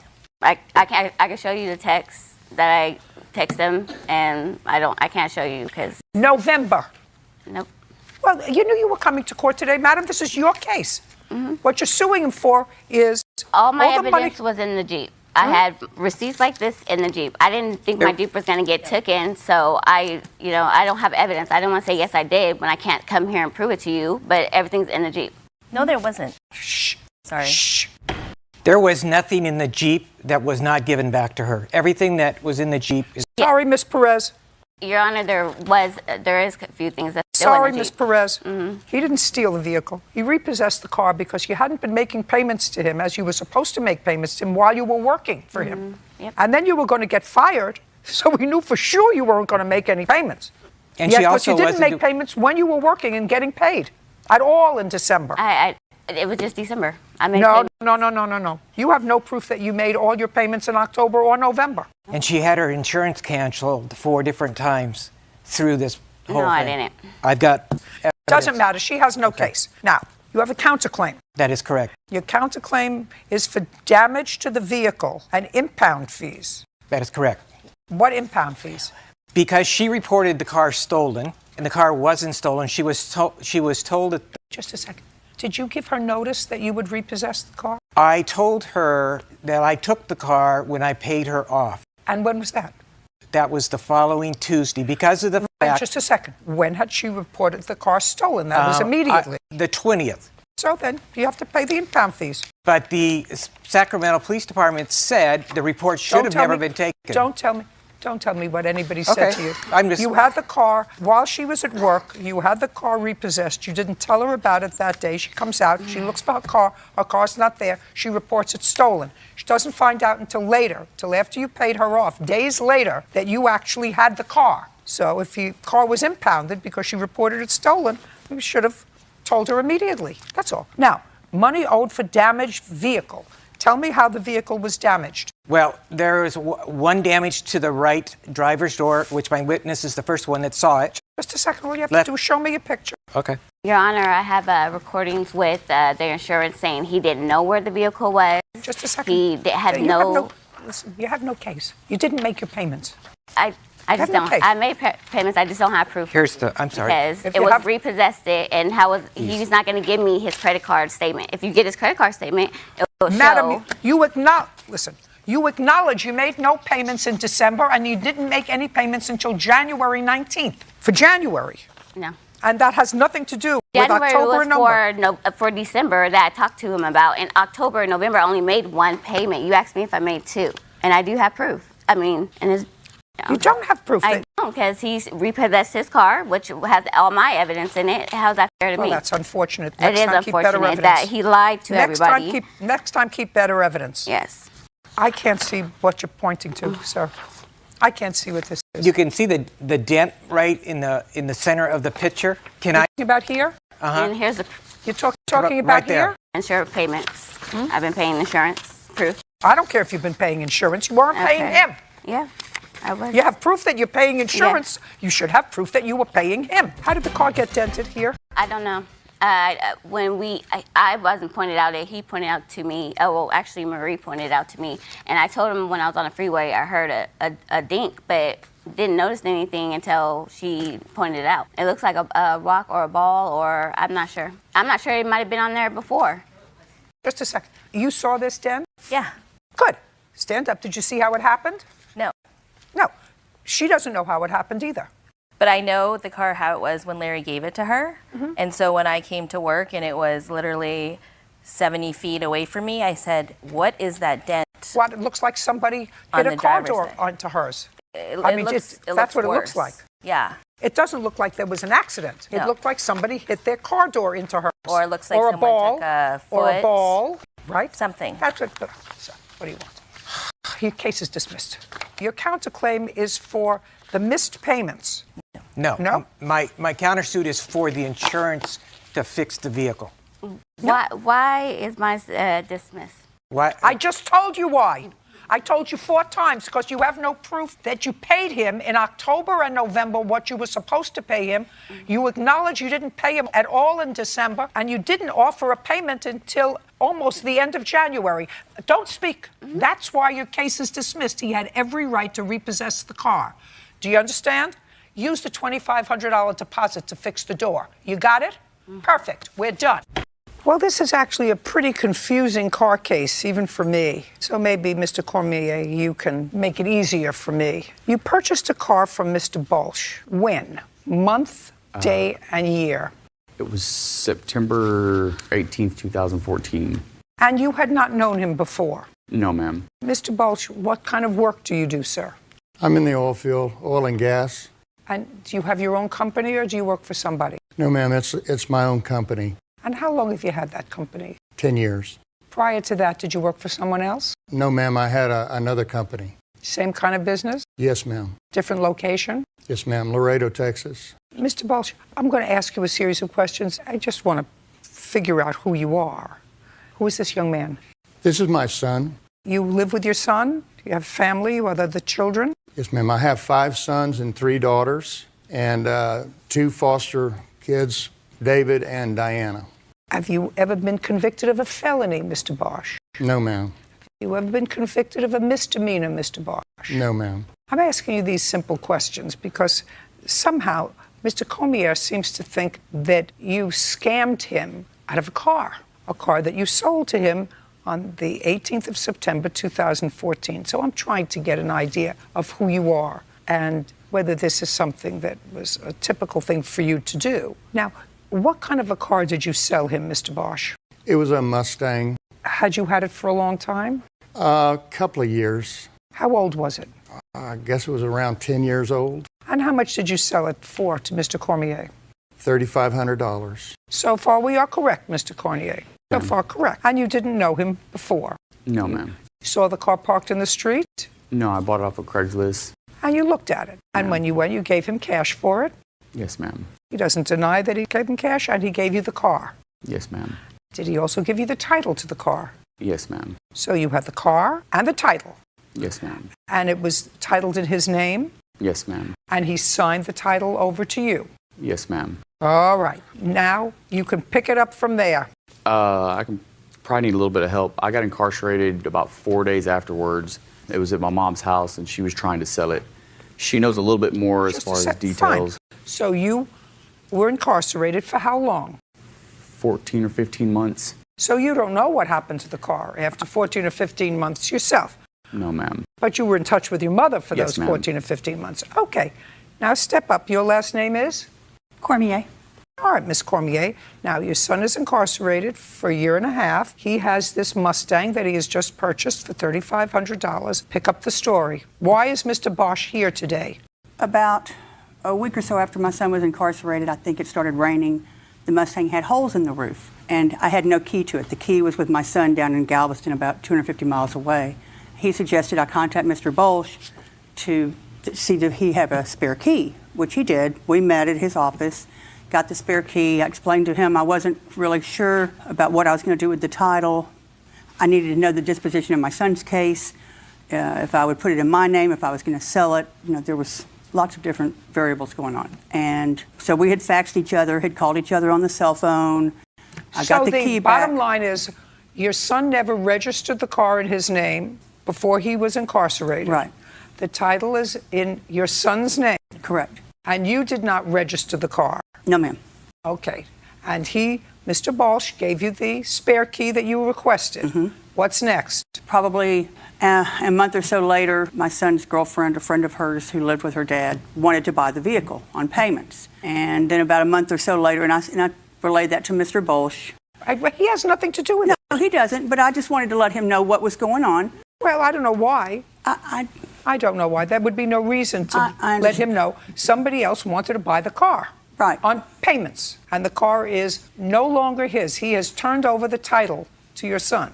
I'm assuming, I thought maybe he may want to know why he hadn't received they send a copy of the title, I think. Oh, you mean because it had not been taken out of his name yet, despite the fact that he had turned it over to you. If you or this girl that was wanted to buy it on payments drove around with it and didn't register it, if the car got into an accident, his business is liable. He's liable. His children are liable. His family is liable. So you...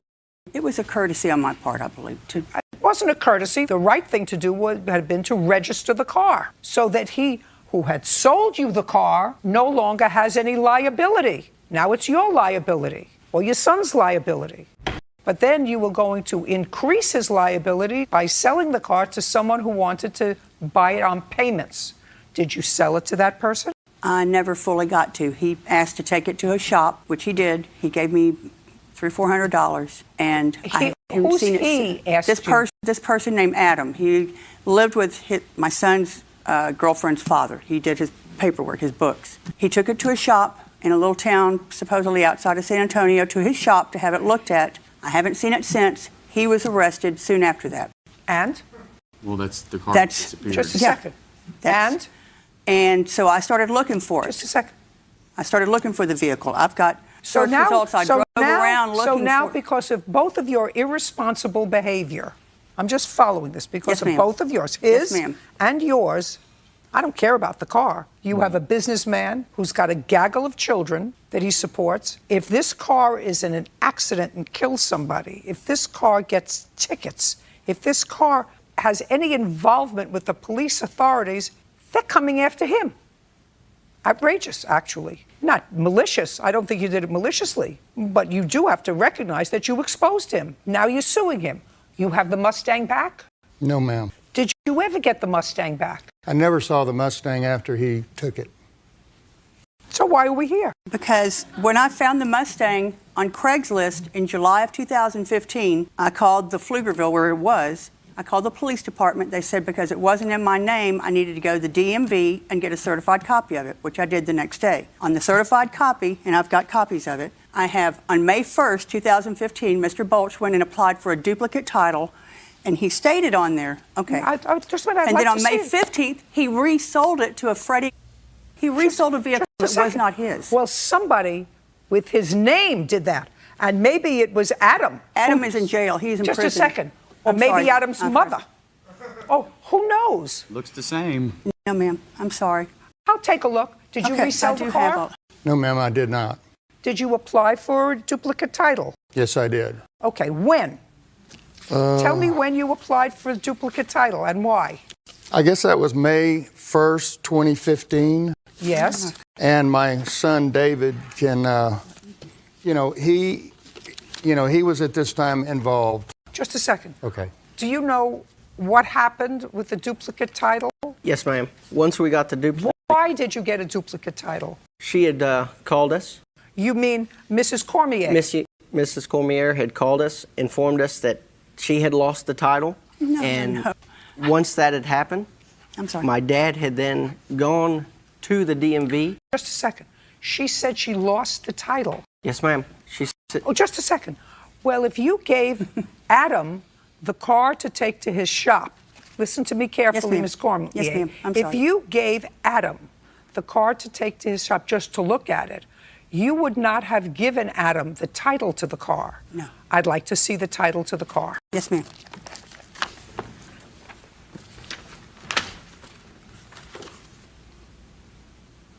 Well, one of the things you're supposed to do, Mr. Bosch, is put in the date of the sale, because you signed this, as did Mr. Keith Cormier, but you didn't put in the date of this sale.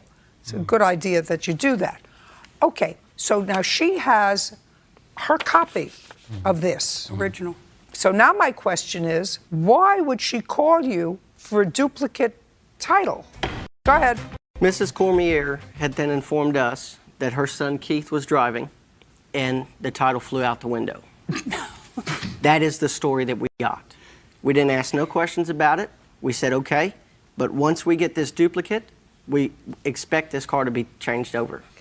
Now, my question to you is, did she ever tell you that her son was incarcerated? She did. We then asked if we could switch the title in her name. She made the date. She said, next Tuesday I'll be free. When she said that, we waited. We worked 2 blocks from the DMV. We said, we'll drive you over, we'll sign everything over there, and you can get it done. She never appeared on that date. She called 2 weeks later, and then we rescheduled it again. She did this a number of times, and she never appeared while it's still registered in Dad's name. It's no longer registered in your name? Not no more. Now, is it registered in the name of either of these 2 people? Do you know? No. No. Do you know that it's not? Yes. In whose name is the car registered? Freddie. And do you know who that is? Yes, ma'am. Who is it? It is a fellow who contacted me. He ran our license plate because the car was impounded twice. Car was impounded? Impounded twice. He contacted me, said he traded his car. He's about 17 at this time, and at the time that he contacted me. Said he traded his car. They took his car and some money and gave him that car with no title. So he ended up getting pulled over, and they asked him who Bill Balch was. Do you remember the date of the call from Freddie? It was around May 15th, because that's the day that we transferred. So it was about a 15-day stretch. May 15th of what year? 2015. Did you ever receive any impound bills for your car? No, ma'am. Where had the car been impounded? Once was with her son, Freddie, in San Antonio. That's where the car was impounded at. I don't know if they parked it. All I know is we got a phone call, and Mrs. Cormier was trying to get it out of impound. I think it was a guy. I believe everything he says. I believe everything he says. Wow. Right, good. So I don't know where your car is. You should take responsibility. You got busted. Your mother did not take appropriate caution so that Mr. Bosch had no responsibility for your car. You didn't take proper precaution. Your son didn't take proper precaution. And I find that neither one of these 2 people had anything to do with getting your car impounded, getting the title transferred, and reselling it. I don't see any evidence of that. None. Your case is dismissed. We're Hold on, done. ma'am. I have a picture right here that shows that the car is parked in front of my mom's house, October 2015. We are done. Why is Mr. Case, the defendant is your former girlfriend, and you have 1 child together. That child is how old? 6, Your Honor. And it's a little boy, and you have primary physical custody of him. Yes, Your Honor. And you've had primary physical custody of him for several years. Yes, Your Honor. Okay. The defendant shares custody with you in the summertime. Is that my understanding? That just recently came back. Just recently? Yes. Now, the lawsuit is relatively simple. Each of you are accusing the other of initiating legal proceedings with regard to the other in family court, which cost you both a lot of money, and you want the other to compensate you for the legal fees that were incurred as a result of these frivolous court actions. So I'm going to ask you both one simple question. First, did either of you make application for counsel fees against the other when you were in family court? No, Your Honor. Was there a reason for that? The mediation did not work. What do you mean the mediation didn't work? We were required to go to mediation and talk with the parenting coordinator, and we were unable to be civil and work things out, so we went to a trial. Well, but when you go to a trial, then at the end of the trial, if you have a lawyer, then the lawyer says to the losing party after 1 case is dismissed and the 2nd case is dismissed, I want counsel fees because this is a frivolous action. Did either of you make that application after the trials? I did not, because my lawyer advised me that they would not award it to me. And you? I never did. She did. She did file for $700. In Legal fees, yes. Was that denied? Yes. It was denied by the family court judge. Yes. Is that correct? That is not correct, Your Honor. Okay, let's see if he probably has something to demonstrate that your attorney did make an application for legal fees. I have, it's all right here, Your Honor. Okay, let me take a look. This is the most recent order where everything was dismissed. Does that mention the legal fees? Does this mention the legal fees? It should, yes. It should. I'm not going to read this whole thing. Well, find it. Denied motion. We're just talking about legal fees. I understand that promotions were denied. Show me in the order. That's all I want to see. Right here in the court. I got it in the court docket where it was all denied. You can look over this whole docket. I don't want to look over the whole document. I want you to take a pen and circle where it says motion for counsel fees by Miss Aldrich is denied. That's it. That's an easy thing. I'm sorry, Your Honor. It was right here. This is part of it. For some reason, it's not in the court docket, Your Honor. Okay. I'm sorry. If it's not in the court docket, then it's not there. All right. Now, I'm going to address one part of your case, sir, because that's going to be dispositive for me with regard to the entire case. There's no question, Miss Aldrich, that Mr. Case has legal custody of your son, either given to him initially by you or awarded by a court after a trial. Is that correct? That's correct. And that is after a full fact-finding trial. The court, clearly by awarding him physical custody, determined that he was a more appropriate parent. That's what the courts do. Right. They say between two people. So that's a given. Now, this is what I understand, at least in part, started all this trouble. You had primary physical custody. According to you, at some point last year, your son came home from a visit with his mother. According to you, he had a bruise. Multiple bruises. And you asked him what happened, and he said to you, in effect, Mommy's boyfriend hit me. Actually, I picked him up from the No, visit. listen to me. Did I say anything that was untrue? I may have said it in different words, but is anything that I said inconsistent with your complaint? No, you're correct. Fine. I actually tell the story better than you do because I get to the point. So this is your story. Your son comes home, tells you that his mother's boyfriend hit him, which is why he has bruises. At some time subsequently, Miss Aldrich notified you that she was going on vacation for a week, wanted to take a son with her, and you also ascertained that the boyfriend was going on that vacation. So far, correct? Correct. How much time after you noticed these bruises was this vacation supposed to take place? I'm not sure approximate date, but I filed for a protection order against her boyfriend. Immediately? Actually, I made a police report. As I picked him up, I pulled over a police officer as I was driving down the road. So you made a report immediately? Yes, Your Honor. Okay. And you initiated a protective order with your son as the beneficiary of that protective order, keeping Miss Aldrich's boyfriend away from your son. Yes, Your Honor. Did you and your boyfriend go away together with your son on vacation? No, ma'am. The boyfriend didn't go? He was not allowed. But you went? I sure did. And you took your son with you? Yes, ma'am. That was after a hearing. Was there ultimately a hearing on that protective order with regard to the boyfriend? Yes, ma'am. And what happened with that case? It got dropped.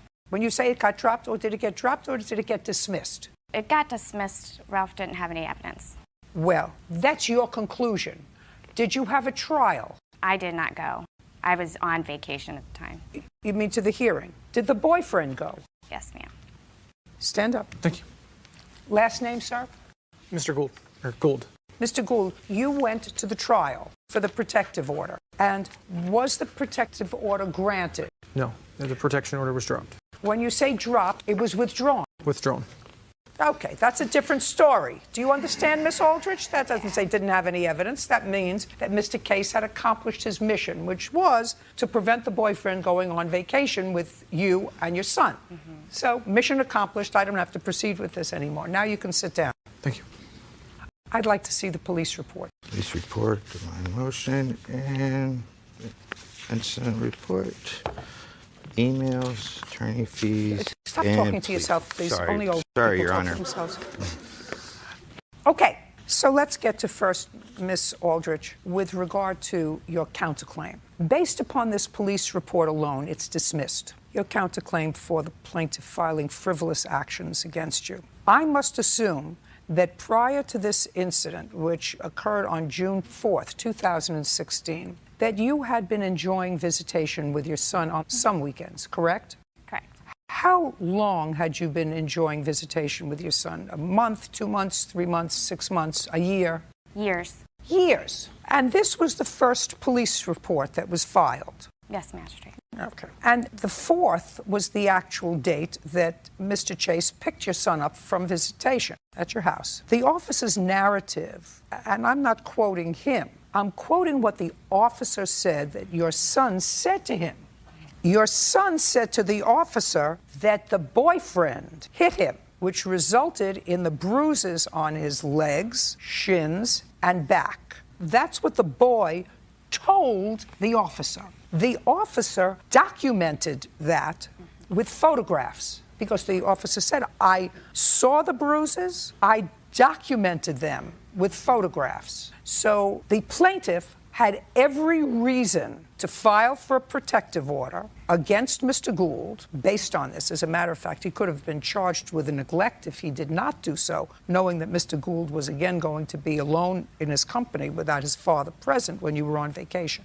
Now, you don't know, I don't know, certainly, and I'm not going to get that information here today as to whether or not the plaintiff coached your son to say that. However, based upon your statement to me that you have been having weekend visitation for years without incident, I have to assume that there wasn't an ongoing pattern of trying to disrupt your visitation with your son, but this was an incident that caused his custodial parent some alarm, coming back with bruises. Your excuse to the police officer who spoke to you was, we just took the training wheels off his bike and he fell. That was your reason. So he had every reason to do what he did. So your application for counsel fees is denied. You did what you were supposed to do. What counsel fees do you think you're entitled to? Just to all the emergency motions that were filed. Well, she filed an emergency motion as a result of you are trying to preclude her going on a long-standing vacation to allow her to take him. That's perfectly reasonable. And also for relocation and to file for the custody when there was no extreme change of circumstances. Well, listen, did you relocate? No, ma'am. Did you try to get an order of custody so that you could relocate? Not for relocation purposes. For the child sorry. What do you mean for the child? It was a relocation for the child, so she would be full custodial parent and not me. Oh, she filed for change in custody. Yeah, it just said relocation on the order. Listen, that happens, and that was just resolved, and it was resolved clearly in your favor. You retained primary custody, correct? Yes, Your Honor. Yes, Your Honor. So that there was some benefit for the defendant in bringing on an application, because instead of weekend visitation, she now gets partial summer visitation, right? But the defendant's visitation rights were expanded as a result of the last order in May. That's a yes or a no? Yes, Your Honor. Good. Your case is dismissed. We're done. Thank you. Thank you. I only have one other thing to say to you. Your son is 6. You're going to be parents of him. He's going to be living with you probably for the next 12 years. I'm speaking. Try listening. Put on your listening ears, Mr. Chase. I think you're a very nice guy and you're a good parent and you've parented this child reasonably well so far. I see no indication that you have not, which is all a wonderful thing, and I give you credit for that. However, I'm going to tell you this. Both of you didn't make this one child to make his life miserable, I assume. You made this child either on purpose or by accident, but you made this little being who didn't ask to be born. So don't make us like crazy. Do you understand? I understand. And your primary responsibility when your son is with you is to him, period. Nobody else. And I guarantee you that if you had primary custody of your son and he went with his father for a weekend and you picked your son up and he had bruises, which your son clearly did, and your son said that his girlfriend hit him, you would have done nothing less, right? Correct. Good. We're done. Is there someone whose name is Dusty here? That would be you. Yes. You are the plaintiff's wife? Yes. Are you together? Not at this moment, no. And you are appearing as a witness for him? Yes. Interesting. Now, Mr. Barnes, you lived with your wife in a rental property that is owned by the defendant. Yes, ma'am. Your wife's name was on the lease. Your name is not on the lease. Yes. The defendant knew you were there. Is that correct? That's not correct. Oh, that's not true. Then your counterclaim is dismissed because your counterclaim is that he was supposed to fix a shed for you. You paid him to fix the shed. He never fixed the shed and the materials disappeared. Well, why would you pay? I mean, he was just a maintenance guy that was around, so you knew he was living there. Yes. So why did you say no? It's been a rocky relationship and they split up a number of times. That's okay, but you knew he was living there. I did know, yes. Okay. And you knew he had been living there for a long period of time, as long as Dusty has lived there? How long was Mr. Barnes living there? When did you move in, Mr. Barnes? October 19th of 2015. And on what date did you change the locks? November 9th, 2016. You can't do that. So his lawsuit is for an illegal eviction and for some property that he claims was lost somehow. You have a counterclaim. Your counterclaim is some damage that was done to the house by this person who you first said that you didn't know was living there, and something that has to do with this shed that he was supposed to build for you. Okay, what I find is curious. Did you bring him today? We flew together. Because the story is a rather convoluted one. According to Miss Howell, you advised Miss Howell that you and the defendant were once again off again. You were leaving. Is that right? Yes. You can stand up over there. When did you tell her you were leaving? It was like in November, a little after November. And when was Mr. Barnes, the last night that Mr. Barnes stayed at the house? I have no idea what was the last night. What was the last night you stayed at the house? It was like November 10th, somewhere in a little over the first week. I'm not sure of the date either. Well, she changed the locks November 9th, so it had to be before. Yeah, it was 2 days after after Dusty left. It was 2 days that Miss Howell came over there and changed the locks. And you left in November? Yes. Had you paid November's rent? Yes. Who paid it? My name is on the receipts. Who paid it? He did. How much was it? $575. Mr. Barnes, who gave Miss Howell the rent? Miss Howell is at the office when we go to pay the rent. We both went in there and we paid the rent. I got receipts. And it was accepted? Yes. Why did you change the locks? Because I got text messages to show you that Dusty had moved out and that Harold had changed the locks on the house and that she had turned off the... Okay, just a second. So you show me where she said that Harold had changed the locks on the house. Did you change the locks on the house? No, ma'am, I did not. So show me. Did you tell her that Harold had changed the locks on the house? No. I'd like to see that. Ma'am, the only locks that I put locks on the shed. I put a door on there and I put a padlock and a locked a door handle one that had a key to it also. But I didn't change no locks on the residence whatsoever. What locks were you talking about? You say you went to get the things that he has changed the locks. Did that have to do with the locks on the residence? The house, the door lock from the house were put onto the shed, and then they haven't got new locks for the house. What kind of lock? You mean like a regular door, the front door lock? The question is, were you able to get into the house to get your things? Yes, I was. So what did you say to her, that you went back to the house to get your things, but he went and changed the locks? What does that mean? He had changed the locks. When my daughter and I went to get my things, he had changed the locks. That's what he said at the time. Just a minute. Did you go there, or did he tell you he changed the locks? And he told me that he changed the locks. Did you go there? Yes. Were the locks changed? Yes. So you couldn't get in? As far as I knew. It doesn't really make any difference. You knew he was there. You had accepted his rent. You had no right to evict him. That's what he's suing for, an illegal eviction. Okay. Well, you know that you have no right to. Is this your only rental property? No. Sure, you can tell me what happened. What happened, can I tell you? Okay, so I had given him an application. I thought March, I've got a note from her saying this is her fiance and he would like to be on the rental agreement. So I gave him an application and they never turned it back in. It doesn't matter. Okay, you so knew he was a tenant. You accepted his rent. Right. You So knew he was a tenant. You accepted his rent. You have to give him notice. She gave me 30 days notice that she was moving out. She did. Just a second. Okay. On what date? November 4th. I've got a 30-day notice. From her? From her. Did you find out about him?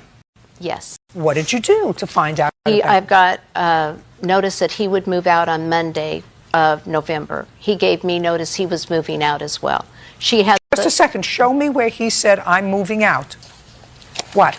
Ma'am, she had already moved the property, all my property, from the residence prior to me even saying nothing like that. Just a second. On what date did she remove your property from the residence? She removed the property on, well, you're saying it was on the 11th, 2 days prior to all that. When Dusty gave notice, that's the day I was still in the house, and I texted her and told her I wanted to be there and I wanted to keep paying the rent. I've been paying the rent also. Well, you had paid rent for November. Yes, and then she came 2 days later and changed the locks and removed all my property. Every stick of property in the house was gone. She gave it to one of her tenants. She took my couch, my love seat, and everything I owned and gave it to a tenant. No. Yes, you did. Yes, you did. I've got a picture here of Dusty moving her things out. Dusty can move, listen to me. Dusty can move her things out. You have no right to move his things out. You have to go to housing court if you want to evict him and evict him. He had been a tenant for over a year. You accepted rent for him from the month of November. In the month of November, you changed the locks and put his things. I don't know what you did with them, but you had no right to do that. I didn't touch his things. Dusty moved all of his things, all of his possessions. She took hers and put all of his in the shed, in the locked shed. So what you're saying is, listen, I don't know whether she knows what today is. Did you take all of his stuff and put all of his stuff in the shed? The things were removed from the house, his things, and put in the shed. By whom? By Peggy's husband and a maintenance man. Were you at home when that happened? I was there when all of this was happening. Okay. So you were there, he was not. Right. And did you tell them to move his things from the house into the shed and secure them? Yes. You told them that? Yes. And they did it? Yes. Are either one of those people here today? Yes.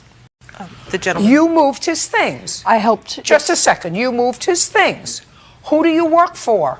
I was with my mom at the day, So this is helping them, helping my mom. I'm her mom. Just a second. Who were you working for? Nobody. I'm not working for anybody. I was helping my mom move her things out and just helping them Who clean was up. with you? It was me and Peggy's husband, and there was That would be you. That's Yes. Did you help move his things Yes, I did. out of the house into this shed? Well, that's all I want to know. Judgment for the plaintiff in the amount of $5,000. Your counterclaim's dismissed. You cannot illegally evict someone who you know has been a tenant for a year because you chose sides in a domestic dispute. Now, you knew, and if you have other rental property, you know that if you have a de facto tenant who's there and has been there for over a year and you've been accepting rent, put your hand down. Okay. And you've been accepting rent from that person, you have to say, you're not on the lease, I'm giving you notice. Then they may or may not leave. But you can't summarily eject somebody who you've accepted rent from, at least for the month of November. I've got a signed agreement that he agreed to vacate. Before or after you moved his things? Look at me. After. Look, after. Judgment for the plaintiff in the amount of $5,000. Thank We're you, done. ma'am. She knows the law. She knows she can't do that. She did it anyway. She knows the law. I thought as of October 1st when I was at the property, he was not there. And what she said about me moving out prior, no. She took my property and gave it to one of her tenants. Make sure they sign the lease. Time to move forward by myself. Mr. Janet, the defendant was a tenant of yours, and she was a tenant of yours through a Section 8 housing, which means that Section 8 housing paid part of the rent and you paid part of the rent consistent with your income. It is your claim that the defendant left the house in a terrible state and in addition took some furnishings that didn't belong to her. The defendant says that she bought your furniture and that she wants her security deposit back and that whatever things she took from the house, she had purchased, things like faucets and things she replaced. Well, let's deal with that for a moment. I read your answer, Ms. Henderson, and it appeared to me that you did replace some knobs or faucets in the house. That's what you said? Yes. Did you put the old ones back when you left? The old ones were kind of like ruined a little, so I replaced it brand new. I upgraded the furnishings in the sink, and I left the sink there, and I did replace all the blinds with brand new ones. And you left them there? Yes, I left them. Is that correct? No, Your Honor. I have the proof right here stating from the guy who did the labor and the repairs, and he just sent the receipt to me. What I'm asking you is, did you leave it there? Yes, I left it there. Did you take pictures of it? Yes, well, I didn't take pictures of them, but I do have the receipt and the man who did the labor. Oh, I understand that you may have done it. He says that you didn't leave them. He says a lot of things that are not true. Maybe. When you left, did you do a walkthrough of the house? Did, Your Honor, and that... Together? No, she wouldn't make an appointment. I called, I have to check my calendar, and I never heard back. Okay. You were taking back this property. She was a tenant for how long? Almost 2 years. 3 years.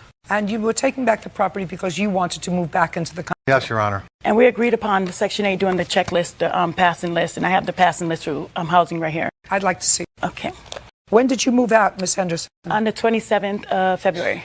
And that was the exit report. Well, this is February of 2015. Well, I don't have the up-to-date one, but Mr. John Janet has the same copy that I have also. But the exit inspection, he has the same Do you one. have an exit inspection from City of Section Carlsbad. 8 housing? I have an inventory checklist. After she left, there was an inventory done of the property. By whom? Well, the housing gal was there. I have a letter from housing that she took some pictures. She couldn't believe it.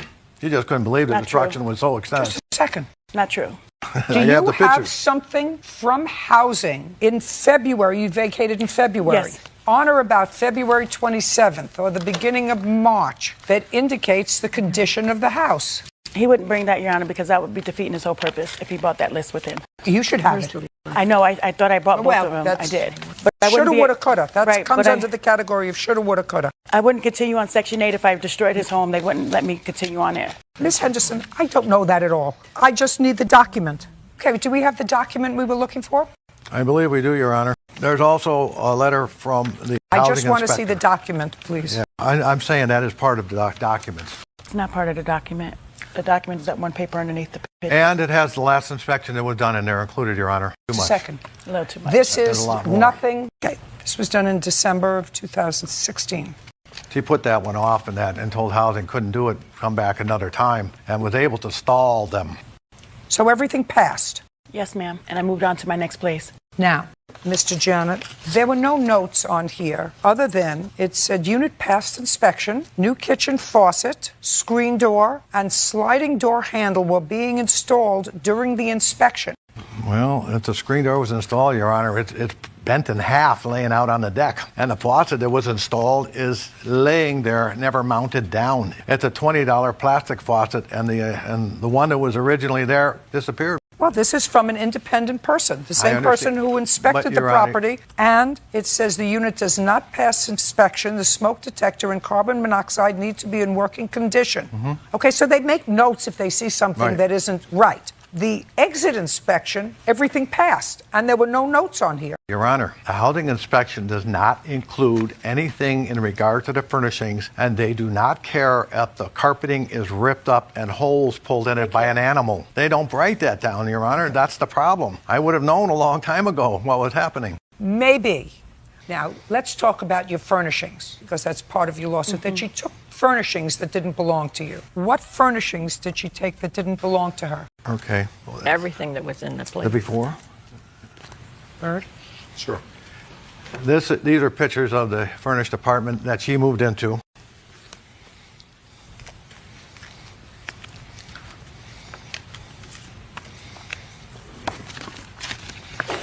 Got it.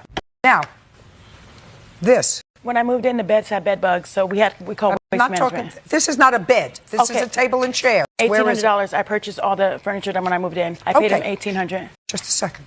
You paid him Yes. for all the furniture. Yes, but I'd like to see proof that because you took all this furniture. I'd like to see proof that It was you through the paid property him. management. I paid through the property management. And I also have the pay stubs for my Just a checking second. account. Did she ever buy your furniture? Yes, we did, Your Honor. We No. we were going to. He just said yes. If you interrupt me again, I'm going to find in his favor. Do you understand Yes, me? ma'am. Did she buy your furniture? No, ma'am. I'm sorry. I'm used to ma'am from the military. No, Your Honor. Just a second. You first said yes, and then you said I thought no. you meant, did you buy new furniture? No, I said, did she buy your furniture? No, Your Honor.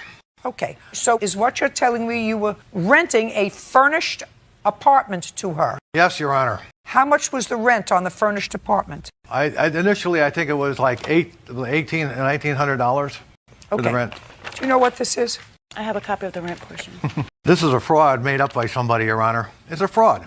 Total. It's a joke. She's done that before when she said I bought something. Just a second. Nobody sold you all this furniture for $1,800. No, Your Honor. Don't believe it. Your Honor, it's the truth because when I moved in, the beds got removed by waste management. I don't care if you removed the beds. Listen, I'm looking at these pictures. And it didn't look like that when I moved in, Your Honor. I promise you it didn't. The beds, it didn't look like that. The beds or the couches didn't look nothing like that. And I had a 1- and 2-year-old, and I told them that the glass tables couldn't be there because of my kids. So he removed those when I first got in. So the only thing was left there was 4 chairs, like 4 little white chairs, rocking chairs, and that's it. And the beds were removed. You know, I'm not believing you. I'm not believing you because, don't tell me it's true. I'm not believing you because if first you tell me that you paid $1,850. Hey, First you tell me you paid $1,850 for all the furniture in the apartment, and then you tell me that there were only 4 little chairs there. It was because the beds were removed because they had bed bugs. So you didn't want the beds. Exactly. Just a minute. So you didn't want the beds. So you want me to believe that you paid on Section 8 housing $1,850 I did. just to, hey. I did. You didn't let me finish the question. I'm going to finish the question. Okay, go ahead. I don't believe you. I don't believe that you paid $1,850 for 4 little white chairs. It wasn't just 4 little chairs. Yeah, there was appliances there too, like a toaster and a microwave and things like that. No, not things like that. What about table and chairs? No, dining? they were removed. They were removed because we're glass, and I had a 1 and 2-year-old. It was dangerous Just a for second. them. So is what you're telling me you paid for it and then had it removed? No, I didn't pay for that. He had it removed by by the property management. So I want you to tell me what it was that you paid for. I will. $1,850. It was 4 little chairs. The kitchen was all furnished with all appliances. It had every spoons and Tupperware and bowls and cups and stuff. And I had nothing when I moved in there. So, and it had 4 chairs and it had some comforters and some sheets and things that I do believe that came up to about $1,800. I had my income tax and I did pay him that much for that. Around the time that I moved in, I did just get my income tax money and I paid him for that. I don't believe you. It's the truth.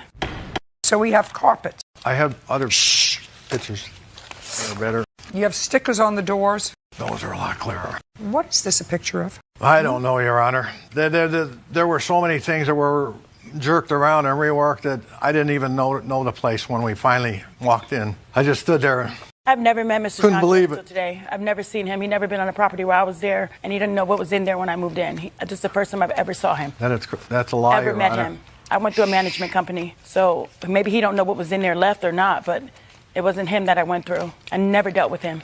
I would like to speak to the inspector who did the inspection of this property. And we're going to recall this case while I try to have one of my clerks back there get me a number for this inspector. And if you have the number, that would make... So mine's and theirs is totally probably different, but I don't know what happened. But I know when they came in to see me that it worked. Those pictures are when you moved out. I walked in there and fell over. I just want to speak to the inspector who did the inspection. Where's the number? I don't see the I have a number for you right here. 760. Miss Henderson, Mr. Janet, the people who did the inspection from the government decided it would not be a good idea to speak to anyone about anything at any time, anywhere, at all. They don't think it's a good idea to get involved. As a result of that, let me tell you what I did. I looked at the before pictures of the kitchen, the way it was when you moved in. And then I looked at the pictures of the kitchen when you moved out. Compared the kitchen and compared the inside of the stove. I have professional cleaners coming just to a clean. Just a second. Compared the outside of the stove. This didn't happen in a couple of weeks. That happened in the years you were living there, which means this place may have passed inspection because the smoke alarms worked and the carbon monoxide worked. Maybe whoever inspected said, this is just dirt and it doesn't make it uninhabitable, it just makes it disgusting. Do you understand what I'm saying to you? No, I don't, because they wouldn't have passed me with a stove like that. I mean, that's on a checklist. Well, that's the stove. I compared it to the stove that was in this I don't know where he picture. got these pictures from, but the pictures you're showing from before, that's my pictures. So I don't know where he's getting these after pictures from. That's not true. Absolutely. I compared the two. Right, and the one you got before pictures, that's how I left it. This is how you left it. Minus the This counters. is how you left it. That's how I left it. And minus the counters being chopped up, I did do that. I did chop up the counters, but other than all the other stuff he's showing, I don't know where he got those pictures from. Great. So I don't believe that to be Well, true. let me ask. I don't care what you believe. I believe that Why I did destroy. Why did you chop up the kitchen counter? I didn't know any better, and I do take responsibility of that. I do. And the carpet may be dirty, and he needs to replace and clean it, but that's it. But other than that, those pictures came from when I left. Very good. Judgment for the plaintiff in the amount of $5,000. Your counterclaims dismissed. We're done. Nobody should have to endure the kind of trashing that place took. They wouldn't have cleared me and let me move on to the next place. The destruction was immense. He really wants as a monster. He's a very slumlord, so I'm okay with the verdict. I'm out of it. I'm out of it. We've got each other. That's all I want. Miss Smith, how old are you? 19 years old. And how old are you, Mr. Ramon? 21. How long had you and Miss Smith been dating? Since about February of last year. It appears, Miss Smith, from what you say, that You were staying over at the defendant's house, and that was January of Yes, this year. Had you done that often? Staying at his house? Yes, ma'am. With your mother's permission? Yes. What time had you arrived at his house on the 28th? I'd say probably around 2 or 3 in the morning. You got there at 2 or 3 in the morning? Yes, I was out of town with some friends that night, and when I got back in town, I went over to his house and saw him. Where had you been? Winona. What were you doing there? Seeing friends, hanging out. Why didn't you go home? I just didn't want to. And he invited me over, and I said okay. Well, you live at home with your mother. I'm just trying to put this all together. And you were out with some friends, getting home at 2 o'clock in the morning. Could I ask you a question? 19 years old, lives under your roof, so you control the air, you control the, what goes on in your house. Had your daughter told you she was going to be away for a couple of days? It's not unusual for her to go to Winona. I have a 24-year-old that lives in Winona. So when she goes out there, sometimes she will stay the whole weekend. Okay, so when did she leave? I would imagine she left that I left that Friday. Okay. Did she tell you she was going to Winona for the weekend? Is my question. Yes, ma'am. How did she get there? Driving. Whose car? Mine. So you loaned her your car to go there? Yes, ma'am. We're gonna figure it all out. Okay. So your daughter lied to you and told you she was going to Winona for the weekend. She went there for the evening, and then she went to her boyfriend's house at 2 o'clock in the morning on Saturday. Well, can I say something quick? No, I'm not talking to you. Just so that we get this clear. Because, I've had teenagers too. She didn't tell you she was going to Winona for the early evening, and then she was going to spend the rest of the weekend with Mr. Raynone. Absolutely not. Thank you. Now, so you got to Mr. Raynone's house at about 2 o'clock in the morning? Yes, ma'am. And then what happened? We started fighting What were you fighting about, Miss Smith? Well, he didn't really agree with me going to town anyway. Anytime I hang out with my friends, it's a problem. And so we were fighting. Well, but he had invited you over, or you would plan to go over, or you woke him up? No, he invited me over. He was awake the whole entire. So far, is that correct? Yep. Okay, and you started to argue because had you been drinking? No, I was driving. So that you were just arguing about hanging out with these people. Did you have a brother or a sister in Winona? A brother. So you were supposed to be staying with him? Well, I tried contacting him after I finished. You told your mother you were staying with him? Yes, ma'am. So that would be on the 27th of January, right? Yes. Did you see your brother at all on the 27th of January? No, so the answer is no. You didn't see him at all? No. So who were you seeing? I was with 4 of my friends. Where did you go? We went to another friend of mine. So I used to live there, and I moved from there to where I live now. And so we were just hanging out with my friends, and after I hung out with them, I texted my brother and let him know that I was in town and that I wanted to see him, and he didn't contact me back. What time was that? Around 10 or 11. Does he work? Yes. I mean, he's awake. I know him, and I called his phone, but he didn't answer. So he was awake? You called his phone, he didn't answer. You texted him, and he didn't answer. Okay. Now, so then you're over to the boyfriend's house. So the plan wasn't that you were supposed to go to the boyfriend's house. The plan was you were supposed to go, and according to you, I'm just figuring out who my customers are. I don't think you're a bad young lady. I just think that you're a fibber. So I have to figure out what you were fibbing about and what you're not fibbing about. So you weren't supposed to. The plan wasn't that you were coming back to see your boyfriend. The plan was, according to you, that you were going to, after you finished hanging out with your friends, text your brother and get in touch with him and go and sleep there. Correct. But he didn't answer the phone. Correct. Right. You have your phone with you? Correct. I'd like to see the text to your brother. I have my new phone. The phone that I texted him off was the one that Joshua broke. Okay. So then you get to Joshua's house, and you were a late guest, so you didn't get to contact him until after 10, 11 o'clock at night because you didn't know that you couldn't stay at your brother's house, according to you, which I don't believe, until 10 or 11 o'clock at night. And you go to his house, and you start to argue because he didn't like you hanging around in the college town. Okay, now what? He ended up falling asleep. I don't know what he was doing prior to me getting there. Okay, you don't know. So he ended up going to sleep. Yes, ma'am. And what did you do? I fell asleep on his floor that night, and we woke up and we continued. Okay. What time did you fall asleep? I wouldn't know. Maybe around 4 in the morning. And what time did you wake up in the morning? Maybe 10 or 11. And? And then we continued to argue about whatever we were talking about the night before. And I wanted to leave, and I told him to take me home. And I didn't drive. Just a second. Why did you tell him to take you home? I didn't drive to his house. What? What? I did not drive to his house. How did you get to his house? He came and picked me up from my house. I got home from Winona. And you got home from Winona at what time? In the early morning. I really... Well, that's what we're here for. You got home from Winona at what time? Maybe 2 o'clock in the morning. And you put your mother's car in the driveway, in the garage?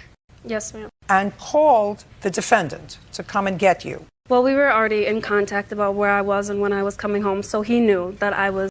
Don't tell me what he knew. Okay. The plan then was he was going to... Did you go into your house? Yes, ma'am. Did you see your mother? No, ma'am. She was sleeping. So as far as your mother knows, you're going to be away for the weekend at your brother's house in Winona. She gets up in the morning and she finds your car, the car that she had loaned to you the night before, but she finds no you. Mm-hmm. Did you leave her a note? No. But my friend Maria was staying at my house with me. And so I just dropped her off and then I kept going. Oh, it gets more complicated. So you had a friend with you that you left to deliver the message to your mother that you were going to your boyfriend's house. Well, she was currently living with me as a roommate. I don't care. You don't leave your mother a note. No. Call the boyfriend. Boyfriend came to see you. Why didn't you just drive to his house? Because I'm not supposed to be in contact with him. My mom does not like us. Just a second. Is there any reason for that? No, ma'am. My mother just doesn't like me communicating with Josh. And so there must be a reason. She must not like him for a reason. Yes. What's the reason? Just prior relationship problems that we've had, issues that we've had in our relationship. Well, what were you going to tell your mother when you came home? I'm not sure. Now, you're up at 11 o'clock in the morning and you're at Josh's house. You continued to fight. You told him to take you home and he wouldn't let you leave the house. Correct. He blocked the door. Correct. But you finally got out of the house. Yes. And tell me about what happened when you finally got out of the house. He took my shoes from me, one of my boots. And he took one boot? Yes. I got out of the apartment building and we keep our shoes in the hallway. And so I started to put my shoes on and he's like, no, you're not going anywhere. And I had one shoe on and he took the other one from me. And so I'm like, okay, fine, you can have them both. I'm just going to walk home then if you're not going to drive me. And so I gave him my other boot and I started to walk home in the snow after that with just my socks on. So I walked down the driveway and maybe about 4 or 5 houses down the sidewalk. And that's when he drove up beside me with my boots in his car. Why didn't you call somebody? I don't know. I don't remember. What do you mean you don't know? You're 19 years old. You have your phone with you. Mm-hmm. You pick up the phone and you call your mother and you say, please come and get me. Or you call a cab or you call an Uber or you go to a neighbor and say, I need to get home or something. Correct. I just wanted to get out of there at that point. Okay. So now you got out and he comes up in his car and he tells me, I'm really sorry about everything that I did. And I said, just please get in the car, put your shoes on, I'll take you home. I got in the car, I put my shoes on, and instead of driving me home like he said he was going to do, he turned the car around and started taking me back to his apartment building. And we got into about the driveway of his apartment building, and I proceeded to jump out of the car to get away from him. And I started walking back home down the sidewalk as I was doing. And now you had your boots on? Yes, I had my boots on at this time. So you start to walk home and? And I realized that I didn't have my phone on me because I wanted to call my mom for a ride.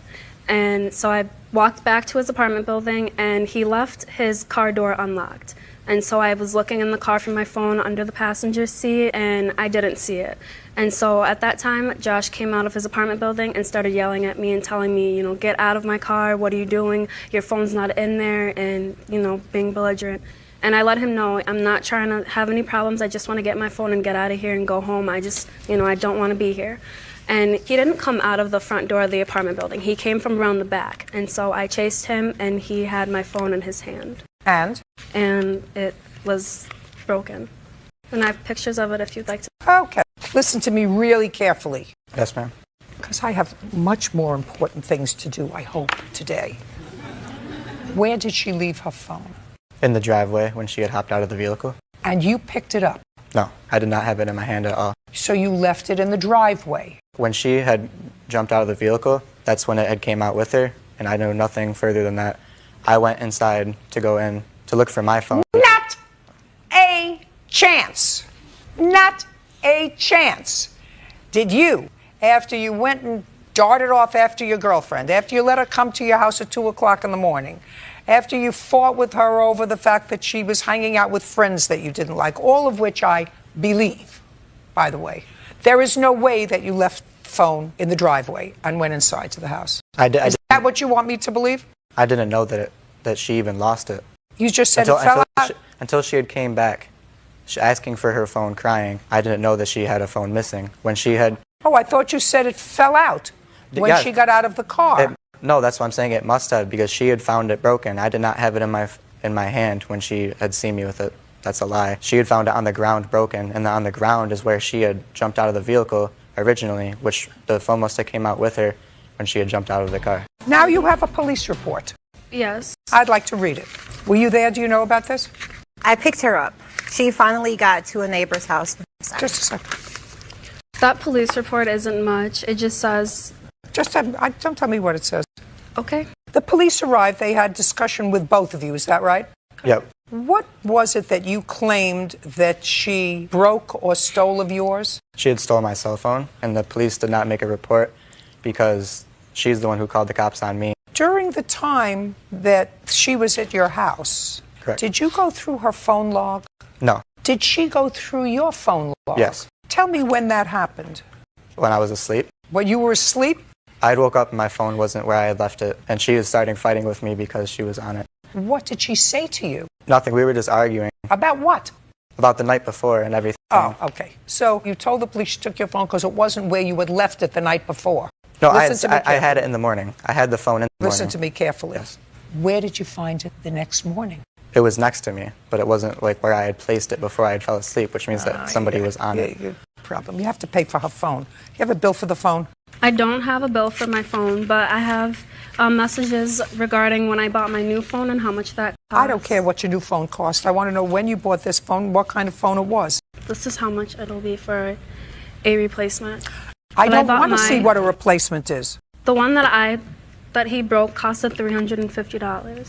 What kind of phone was it? It was an iPhone 6S. When did you purchase it? I only had it for maybe about 3 or 4 months before it got damaged. So it's a 6S, and you believe you paid somewhere around $350 for it? Yes, ma'am. Yeah, that sounds about right. Anything else you want to tell me? I have hospital records of me being seen after having to jump out of his car. I'll take a look at them. Can I say something, Your Honor? What? Can I give you a little history? No, I don't want to hear any history. I've heard enough history. He's going to pay for her phone. Okay. And I also have something else. Oh, God, okay. When you act stupid, stupid things happen. Miss Judy, he doesn't... This doesn't tell what they found with you. I was trying to let you know. What? That is just the papers that I got when I left the emergency room saying... Did they give you any medication? No, he didn't. Did they give you a splint, a Band-Aid, and anything? He gave me ice packs. He gave you an ice pack? Yes, and then I was excused for work from... Very good. Judgment for the plaintiff in the amount of $350. We're done. Miss Morton, this young man is your son. Yes, ma'am. And he was living with you at the time of this automobile accident. Yes, he was. When had he begun to live with you? April of that previous year. And on what date was the accident, Mr. January Whitmore? 7th. January 7th. Where were you going? Not 5 minutes away to the store. What time of day? I believe it was somewhere in the early morning hours, probably somewhere around 11 o'clock. What kind of car did your son have an accident with? 2014 Nissan Versa. And when had you purchased it? I purchased it in December of the year before. Did you pay cash or did you have it on time? No, ma'am, I paid cash. With what company was it insured? American Family. I'd like to see proof of insurance on the date of the accident. She didn't have insurance on the car. I got a ticket for no insurance. This doesn't tell me. I never saw a certificate of insurance that says that it's effective January 11th, 2016 to termination. Oh, and here's the other one till January 11th, 2017. I need a statement from the insurance company that your car was insured on January 7th of 2017. I don't know. We're going to wait until we get it. Do you understand? If I'm going to wait for nothing, let me know now. If the car wasn't insured on that date, let me know now. No, ma'am, the car was insured. Then we'll come back when we have a statement that the car was insured by the company. You got a ticket for lack of insurance? Yes, ma'am. I'd like to see it. Failure to maintain a lane, which is Pretty much causing an accident. you caused an accident. That's what they're saying, yes. And you had no driver's license. So Correct. you shouldn't have been driving a car. That's what they say, allegedly. What do you mean that's what they say? That's what they said. That's what they say. I had a license, but I just didn't have a physical copy of the license on me. Your Honor, he went to jail under an alias. Just a second. I don't know that. If you have proof of that, that's fine. I'll look at it. It says no license on person. Correct. Did you produce a license? No. Okay, so you didn't have a license. Okay, then you shouldn't have been driving a car. Okay. This said expired registration. I have my registration right here from the state of Missouri. Well, he was given a ticket for expired registration and removing tags with intent. Now, if you remove tags, that means you shift license plates from one car to another.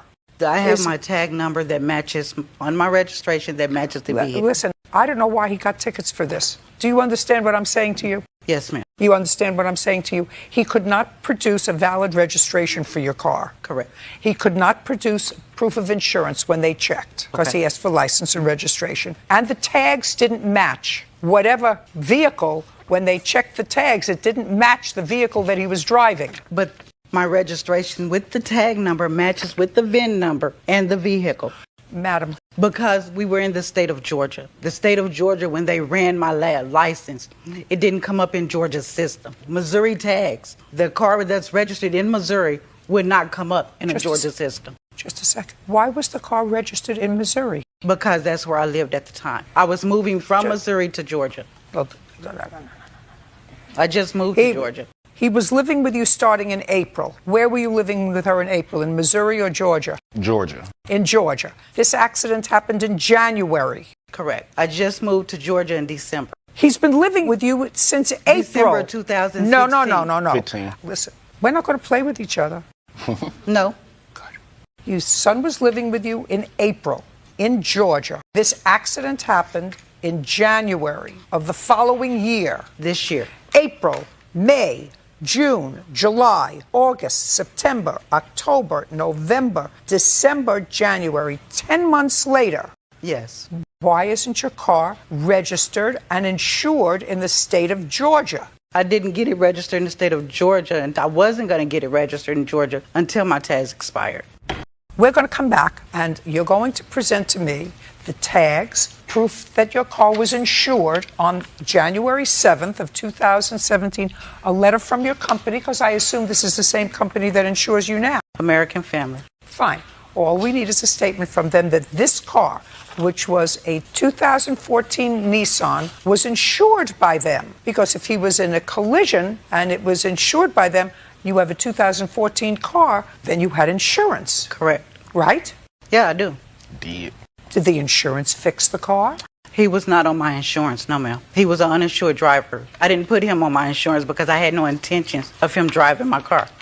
We're going to be back. Go get me what I asked you for.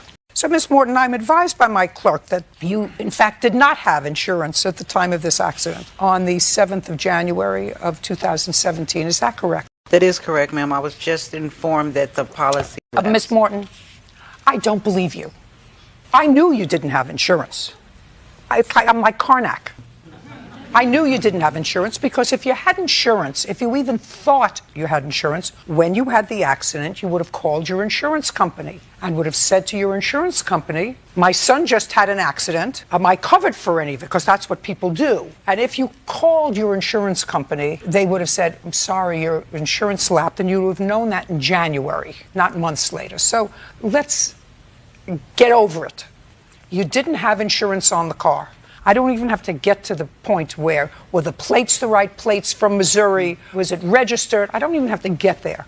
I know that you had no insurance, and I know that your son didn't take the car without your permission. He did take the car. Let me explain myself clearly to you. You lie to me once, you get no further chances.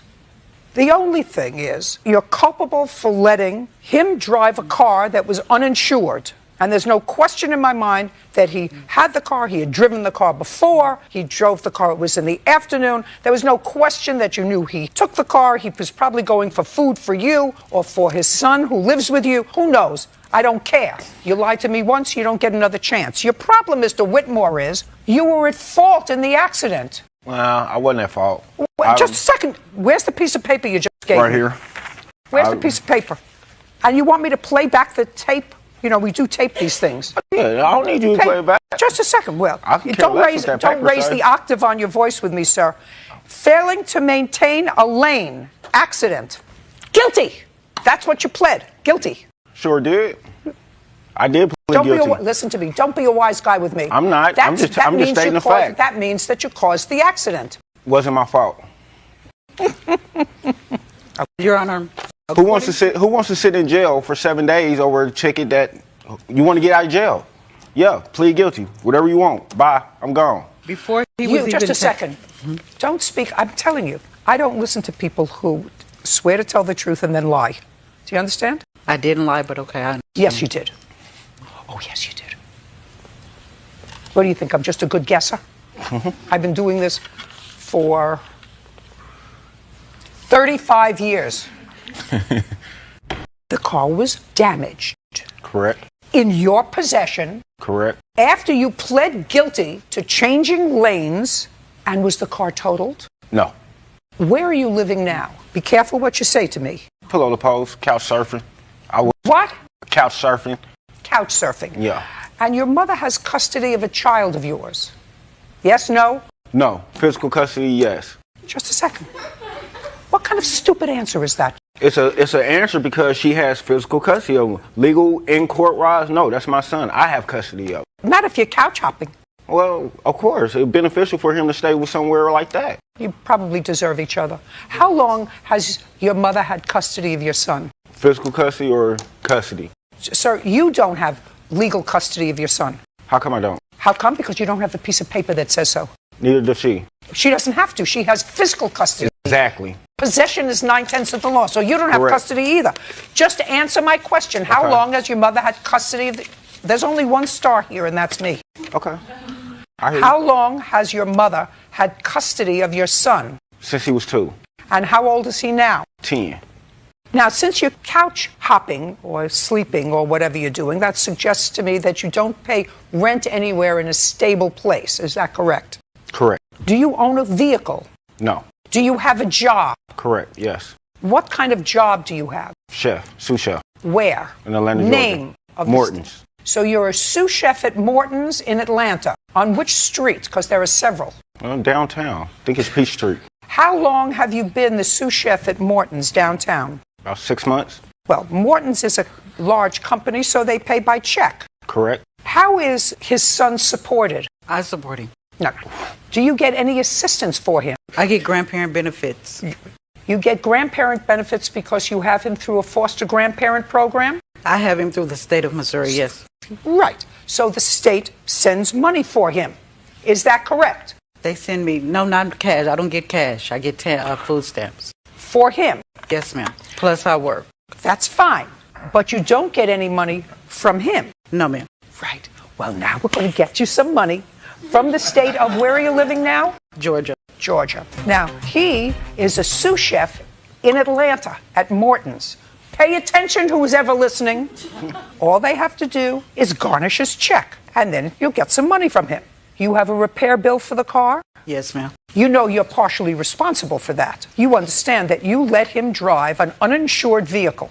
You let him drive an uninsured vehicle, and he is responsible, but so are you. I'm not going to hear anymore. I'm just going to take a look at the car and take a look at the bill. How much is your check every 2 weeks from Morton's, Mr. Whitmore? It's not an answer. About $650, $700. And you have no rent, so that's fine. Where is the bill to repair it? You have it. That's it right there. That's $312? No, it's at the bottom. $3,012. Was it fixed? No, ma'am. It's in the shop. I dropped it off at the shop. Mm-hmm. Okay. Looks like $3,000 worth of damage. Judging for the plaintiff in the amount of $1,500. We're done. Thank you. He asked for permission to use the car, and I told him no. I'm really just happy it's all over with. He took the car while I was asleep. It caused a big rift between me and my mom, so I usually sleep with him under the pillow, but I didn't. I'm just happy it's all said and done. He has many of them. I don't know which one this one was. I use an alias, yeah. So when we looked him up, and I said, well, there he is right there. She was like, oh, no, that's not him. That's such and such. Who wants to go to jail? No, ma'am, that's my son. Just pretty much do the right thing. You can't keep skating by. You have to assume responsibility for what you did. Pay attention to me. He painted the side of the fence that faces his property a red stain. I'm forming a visual. Here's a perfect visual picture. I want you to answer my question. Okay. So he painted the fence that only the side that faced his property, a fence that you put in the contract he was to pay for half of, a color that he wanted. No, I didn't agree to a color he wanted. No. What he did was he painted the side of the fence. You know, you're obstinate. He painted the side of the fence that faced his property, a fence that he was required to pay half for. Which did not. You're not paying attention. Okay. All right.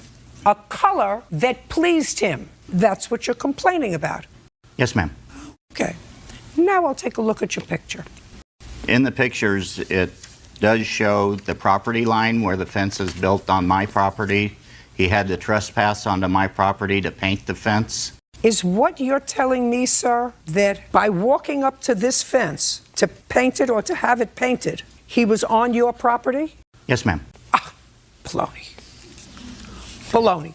Well, he was, ma'am. Baloney. There's pictures there that show Baloney. That faces his house. It may face his house, but it's on my property. I paid $4,500. He paid $7,000. Now, this is the color that you're complaining about? That's the color of my house. That's the color I painted without any question, my fence. Just a second. You painted this, so this is what you look at. Yes, ma'am. That matches the trim of your house. Yes, ma'am. And this red here faces my house.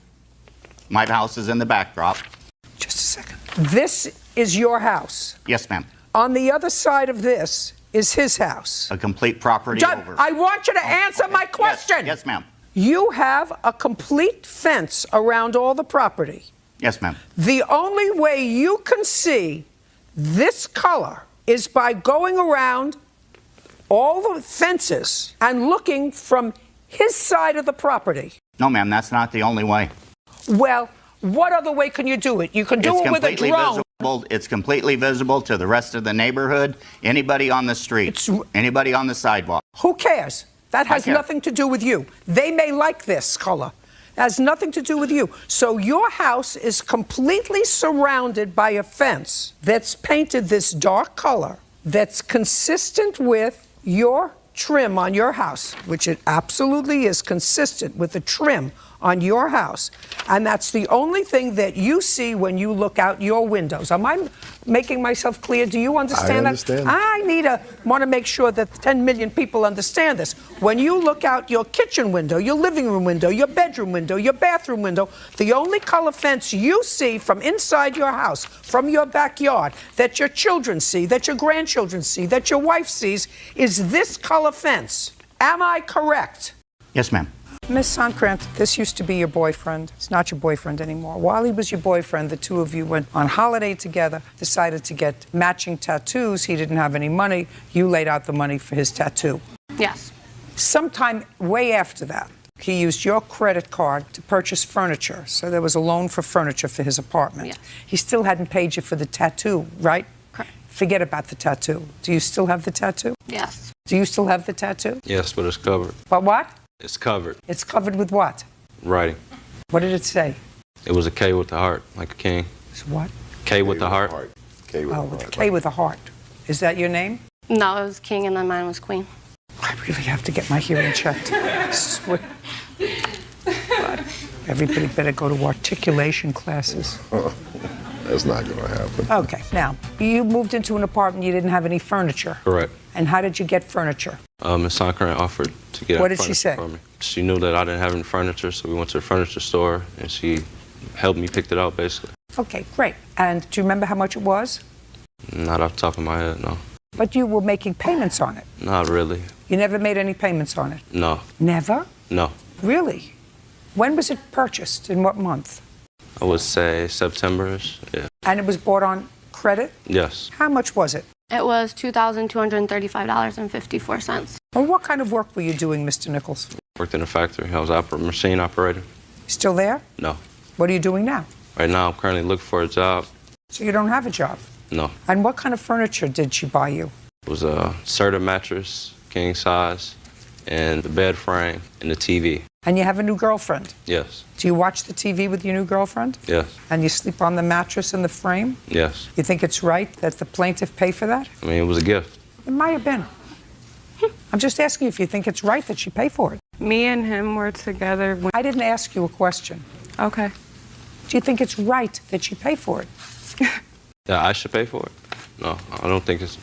Bird, that one's irritating me. Would you get it ready? Sure. Man. You don't have to bring your new girlfriends. It's annoying. Do you understand? Yes. Just annoying. Now, Miss Sonkrant, Yes. when did you and Mr. Nichols break up? In the beginning of December. When was the first payment due on the furniture? What would have been September? October 24th. Who made that payment? He made that payment. Show me. I only have the bills. I don't have it showing that he paid, but I have evidence of him saying that he was paying me. I would like to see that. All these. Isn't it nice I got rid of the new girlfriend?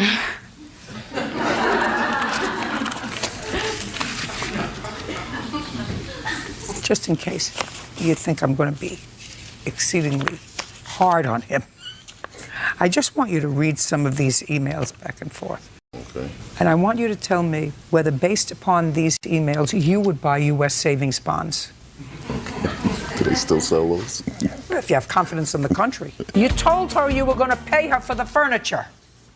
Unfortunately, your choice of language was such that the camera operator here can't take a picture of it because you only know how to express yourself using four-letter expletives.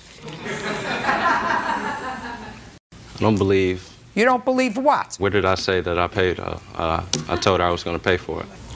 Would you show Shakespeare, please, the emails? In the emails is where you told her. Yeah, man.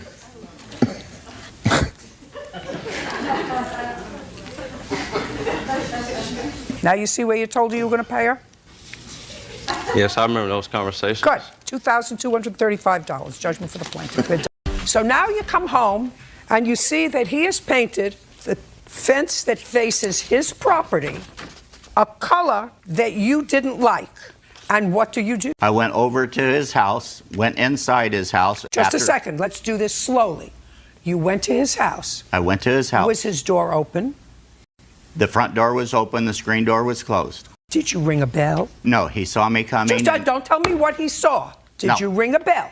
No. Did you knock at the door? No. Did someone say, come in? Yes. Who? He did, and his helper there. So you she stood actually out. opened the door for me to come in. Is that correct? Yeah. You're his home health aide. Yeah. I'm with him. Do you live together or are you his aide? Oh, we're good friends. Okay. So she let you in. And where was he when she let you in? He was sitting on his couch on the end of the couch. And what did you do? I stood back away from him at least How 8 far feet. away? I was at least 8 feet away. The coffee table and the living room distance was between me and him. I just stepped in through the door. And? And I pointed my finger at him like this and raised my voice and told him how mad I was and upset. And No, I I said, want you to tell me exactly what you said.